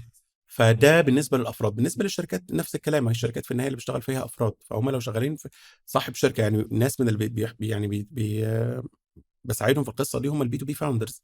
ومن اكتر الناس اللي بتستفيد من البروجرام ده تحديدا الناس اللي بيبقوا عندهم خلفيه فنيه اصلا، يعني راجل سي تي او مثلا صاحب مم. شركه عباره عن شيف تكنولوجي اوفيسر، راجل مثلا تكنيكال بشكل عنيف وفاجئ ان هو بقى ماسك شركه، فبقى مطلوب منه ان هو يسيب الاوبريشنز ويبص على البيزنس بقى. المفروض ان هو يبقى عارف الجانب الاوبريشن منه وعارف ازاي ان هو يستحوذ على عملاء جدد، ما يبقاش معتمد على دايره المعارف بتاعته والتحويلات. فبيحتاج ان هو يعرف القصه دي ازاي ان انا ابني استراتيجي، او ازاي ان انا افهم استراتيجي، او ازاي ان انا اطبقها. طب انا لو وظفت ناس، انا راجل تكنيكال هتحكم في الموضوع ده ازاي وابقى عارف الصح والغلط فيه ازاي؟ طب انا هجيب ناس منين؟ طب القدرات بتاعتهم اللي انا المطلوبه ان هم يعني تكون متوفره فيهم شكلها عامل ازاي؟ فبياخدوا البيزنس سايد من البيزنس كوميرشال سايد، ازاي نبني استراتيجي وننفذها عشان يعرف يكبر الحجم اعمال الشركه ويحسن من مستوى اداء الشركه التجاري. جميل جدا جدا. أنا حابب أضيف نقطة إحنا أضفناها يعني أثناء البودكاست، هو اتعلم. امم أنا رأيي هو ما يدخلش السوق السعودي أول لما يخلص وهو في مرحلة الجونيور امم ليفل. هو أول خطوة ياخدها يدور على حاجة من الاتنين، يا إما انترنشيب امم فرصة تدريبية، يا إما يشوف ناس هو يعرفهم يبدأ يقدم لهم الخدمة بتاعتهم، الخدمة فور فري زي ما إحنا قلنا. بعد كده يشتغل سنة، ممكن سنتين بالمرتبات اللي احنا قلنا 6 8 10 12، يشتغل عادي سنة سنتين بالمرتبات دي، يبني بورتفوليو، يبني تراك اوف ريكوردز، وبعد كده ايوه يدخل وهو قوي وهو عنده بورتفوليو وهو عنده تراك اوف ريكورد، عشان يقدر ان هو ينجوشيت ويقدر ان هو 100%. فعلا بدل ما يحرق نفسه في السوق بدري طبعا يعني. طبعا انا عايز اقول لك برضو دي من الحاجات المهمه جدا، لان بصراحه انا بحسها جين زي شويه، بحكم ان يعني ايه دول اليونجر اودينس اللي اكيد بيتفرجوا على البودكاست في الوقت ده. آم، فكره ان الناس تستصغر المرتبات وهم لسه ما عندهمش اكسبيرينس، اللي هو صحيح. ازاي اخد المرتب ده وانا مثلا صاحبي او مش عارف ايه بياخد مرتب اكتر. لا، في البدايه انت بتحط وقتك ومجهودك انك تبني اكسبيرينس، تتعلم صح وتعرف تجيب نتائج. لما تبتدي تحصل على الموضوع ده ساعتها يبقى نوعا ما عندك ليفرج او عندك من قدره التفاوض على مرتب اعلى، لان في النهايه الناس ما يهمهاش انت معاك شهادات ايه، هم يهمهم انت مهاراتك اللي تساعدهم يحققوا نتائج شكلها عامل ازاي. عشان برضو الناس، انا بشوف احيانا بعض الناس لسه لحد النهارده للاسف، مع ان الحمد لله الموضوع الدايركشن ده او الاتجاه ده بدا يتغير عند كتير، وبيبقى عمال بيتغير كل مدى ومدى، انه الناس بتركز على الشهادات بس. انا في حد بيجي يقول لي مثلا التريننج بروجرام بتاعك سيرتيفايد ولا، اقول له لا، ولو انت جاي عشان شهاده ما بلاش، مش هتتبسط يعني، إمم. لانه احنا مش بنعتمد على ان احنا بنعمل ده اساسا، مش بتوع شهادات. تمام. انما الاهم من الشهاده الاكسبيرينس والسكيلز اللي بتتطور من خلال شغلك. فخلال من اول وانت ما عندكش اكسبيرينس خالص لحد ما يبقى على الاقل عندك سنتين 3، ركز على ان انت تتعلم وتحتك بالسوق وتفهم، يبقى عندك خبره كويسه فعلا، عشان بناء عليه واحده واحده تبتدي تبص على السالاريز، والمفروض ان انا اخد قد ايه، وتبتدي تبص حواليك. فما تبقاش هو السالاري المحرك الاساسي بالنسبه لك في البدايه.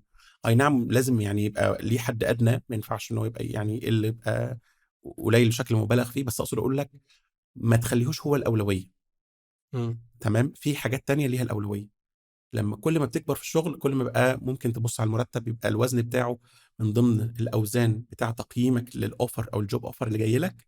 ممكن تلاقي انه الفلوس او الكومبنسيشن باكج اللي بتجيلك تبتدي تاخد، يبقى ليها حيز اكبر في التقييم، اكبر فاكبر فاكبر فاكبر، لحد ما تبقى حد ما شاء الله يعني، عندك سكيلز سيت قويه جدا، واي شركه تتمنى انها تشتغل معاك، ساعتها اطلب مرتب بقى زي ما انت بتتكلم عاوز. أنت بتتكلم أنت في المرتب وأنت اللي بتطلب، وبيبقى في عندك إتاحة إن أنت تقدم الخدمات بتاعتك بشكل إن أنا لأ مش هاشتغل معاكم full time، إن أنا هاشتغل معاكم متابعة، أو هاشتغل معاكم consultation، أو هاشتغل معاكم بالطريقة اللي أنت كنت بتقول عليها fractional 4 ساعات في الأسبوع، 8 ساعات في اه بس ده الأسبوع. خد بالك ما ينفعش للجونيور. أيوه، ما هو ده بناءً على اللي أنت بنيته في ال5 سنين. اه إن اه. أنت خلال 3 سنين أو 5 سنين أنت رضيت بمرتب قليل شوية، مم. مقابل إن أنت تبني بورتفوليو، وتبني track of records، ايوه تبني experience، تبني علاقات، وتقدر إن أنت بعد بقى 5 سنين، 6 سنين، 7 سنين، على حسب اللي أنت بنيته في الفترة دي، تقدر تطلب اللي أنت عايزه. بالظبط. هو ده بقى اللي بيفرق، حد هياخد 50 من حد هياخد 100 من حد هياخد. أنت في الحالات دي بقى بتتكلم infinity بقى، اللي هو إلى ما لا براحتك. نهاية، اه اه بالظبط. على حسب أنت عملت إيه في ال5 سنين الأولانيين. ايوه. جميل أوي. أول مرتب أخدته كان كام؟ لو احنا بدأنا رجعنا ابتدائي هتلاقي الموضوع يعني. لأ مش أول ابتدائي كده، أو مم. أول ابتدائي. فاكر أول مرتب أخدته وأنا في ابتدائي؟ انا فاكر كنت تقريبا 200 جنيه في الشهر حاجه كده. ده كان سنة كام؟ كان الكلام ده في 2000 ده 2000 يعني. ومثلا 3 ولا 2004 حاجه كده يعني. جميل أوي. خلّينا نبدأ بقى الquick fire كده، أسئلة على السريع. يلا بينا. لو رجع بيك الزمن تدخل هندسة تاني اه وهتسيب الهندسة؟ واه هندسه از مايند سيت، مش كارير في رايي. جميل، فأنت هتدخل وهتسيب. اه لو رجع بيا الزمن هدخل نفس التراك. نصيحة لحد لسه بادئ في مجال يعمل إيه النهارده؟ في مجال BD. البي دي، يعمل ايه النهارده عشان يحقق ايه بالظبط؟ هو عايز يبدأ في المجال. حالا. سمع الحلقة وعايز يبدأ بقى، يعمل اوكي. إيه؟ لو هو لسه بيبتدي خالص، إمم. انا ببقى شايف ان افضل تطور للبي دي، ما تبتديش على ان انت، ابتدي على ان انت سيلز، ابتدي B2B sales. بروسبكتنج وليد جنريشن، اللي هي اول مرحله من مراحل دوره البيع بي تو بي تحديدا. تمام. هتبتدي من المرحله دي بس، اللي هي البري سيلز، حتى مش سيلز، بري سيلز بس. انت شغلانتك ان انت، عشان كده انا كنت بقول زي ما انت كنت بتقول ايه من شويه، كان معايا 2 شباب بس صغيرين حتى اندر جرادز بيعملوا القصه دي في الوقت، في الوقت معين يعني من يوم. ف بدايه صغيره بسيطه يعرفوا يحققوا من وراها كويك وينز، يحسوا ان المجال فعلا فيه نتيجه كويسه وما يحبطش بسرعه. اتطور في الموضوع واتقن المرحله دي، المرحله بتاعه البري سيلز، يقدر ان هو يتطور، ان هو ياخد واحده واحده البي تو بي سيلز سايكل، ياخد منها اجزاء بالتدريج كده لحد ما يبقى مسؤول عن دوره البيع فروم اي تو زي، او من الالف للياء. ليه انا بقول ان ان السيلز دايما بتبقى شغلانه لما بنشتغلها الاول قبل ما نخش في البيزنس ديفلوبمنت بقى، الكور بتاعه بالاستراتيجي بالبارتنرشيبس بالحاجات دي، لانها بتبني عندك كوميونيكيشن سكيلز ومهارات تواصل ومهارات تفاوض. ما هو الكلام ده كله في البيع. إمم. مهارات تواصل ومهارات تفاوض قويه جدا، تقدر ان انت تبيلد عليها وتبني عليها الرؤيه الاستراتيجيه بقى، تبني بقى جو تو ماركت استراتيجيز، بتعمل ريسيرش والتفاصيل اللي بتبقى جوه الاستراتيجي دي. فيتحول شغلانتك من انت بي دي، شغلانتك اكتر مياله ناحيه الاكسكيوشن او التنفيذ، لواحدة واحدة مع تطورك وتطور مهاراتك وإمكانياتك، إن أنت تتطور تبقى بتميل لدور استراتيجي أكتر، فتقدر تاخد قرارات ليها علاقة بالcommercial strategy، بالpricing، بالpackaging، بالتسعير أقصد، أو الpackaging يعني وكده. بإيه بالضبط الأسواق اللي إحنا هندخلها، طب إيه الproducts اللي إحنا أو المنتجات اللي إحنا محتاجين ننميها أو نعمل منتجات جديدة وهكذا. فالحاجة اللي أنت بتبتديها بيبقى ليها low impact على الشركة الأول، ما ينفعش تبقى مسؤول عن حاجة كبيرة في البداية. فدي الحاجة الlow impact اللي أنت بتبتديها، الsales. كل ما تكبر فيها ومهاراتك تقوى، أنت بتكبر بشكل تدريجي. فعشان كده أنا بابقى شايف إن دي البداية المنطقية لأي حد بيبتدي في الcareer بتاع الsales، إنه يبتدي يبتدي قصدي في الcareer بتاع الbusiness development، يبتدي من هنا الأول، لأن المهارات بتاعة الsales لمّا يعني بتقوى، بتساعدك جدًا، جدًا، جدًا إن أنت تبقى BD شاطر. عظيم جدًا. حلم نفسك تحققه. الحلم فعلًا أحققه إن أنا مثلًا أساعد أكتر من 100 شركة في مصر تحديدًا، إن هم فعلًا يعرفوا يصدّروا الخدمات بتاعتهم برّه مصر. ده يعني إيه short term، إحنا الحمد لله يعني إيه، ماشيين في الطريق، بس يعني إن شاء الله hopefully نعرف نوصل للرقم ده قبل نهاية السنة 26. ما شاء الله، إن شاء الله على خير. أنت عارف بقى الجنيه كل مدى يعني إيه، يعني الشركات عادةً بتحاول قدر الإمكان إنها تصدّر خدماتها برّه، لأنها بتبقى بالعملة الصعبة، فبتبقى financially أو من الناحية المالية بتكون أحسن وألطف يعني. عظيم جدًا. أنا حقيقي، حقيقي، حقيقي اتبسطت جدًا أنا واستفدت أكتر. جدًا، فشكرًا جدًا ليك. حبيبي العفو، الله يكرمك ربنا ويبارك يكرمك، فيك يا رب. ألف شكر وبالتوفيق، وإن شاء الله أنا الحلقة دي فعلًا استفدت منها على المستوى الشخصي، وإن شاء الله تكون مفيدة لكل الشباب. يعني حابب تقول حاجة قبل ما نختم؟ يعني بحكم إن الشباب اللي بيتابعونا معظمهم سِنّه صغير، حابب إن أنا أركّز بس على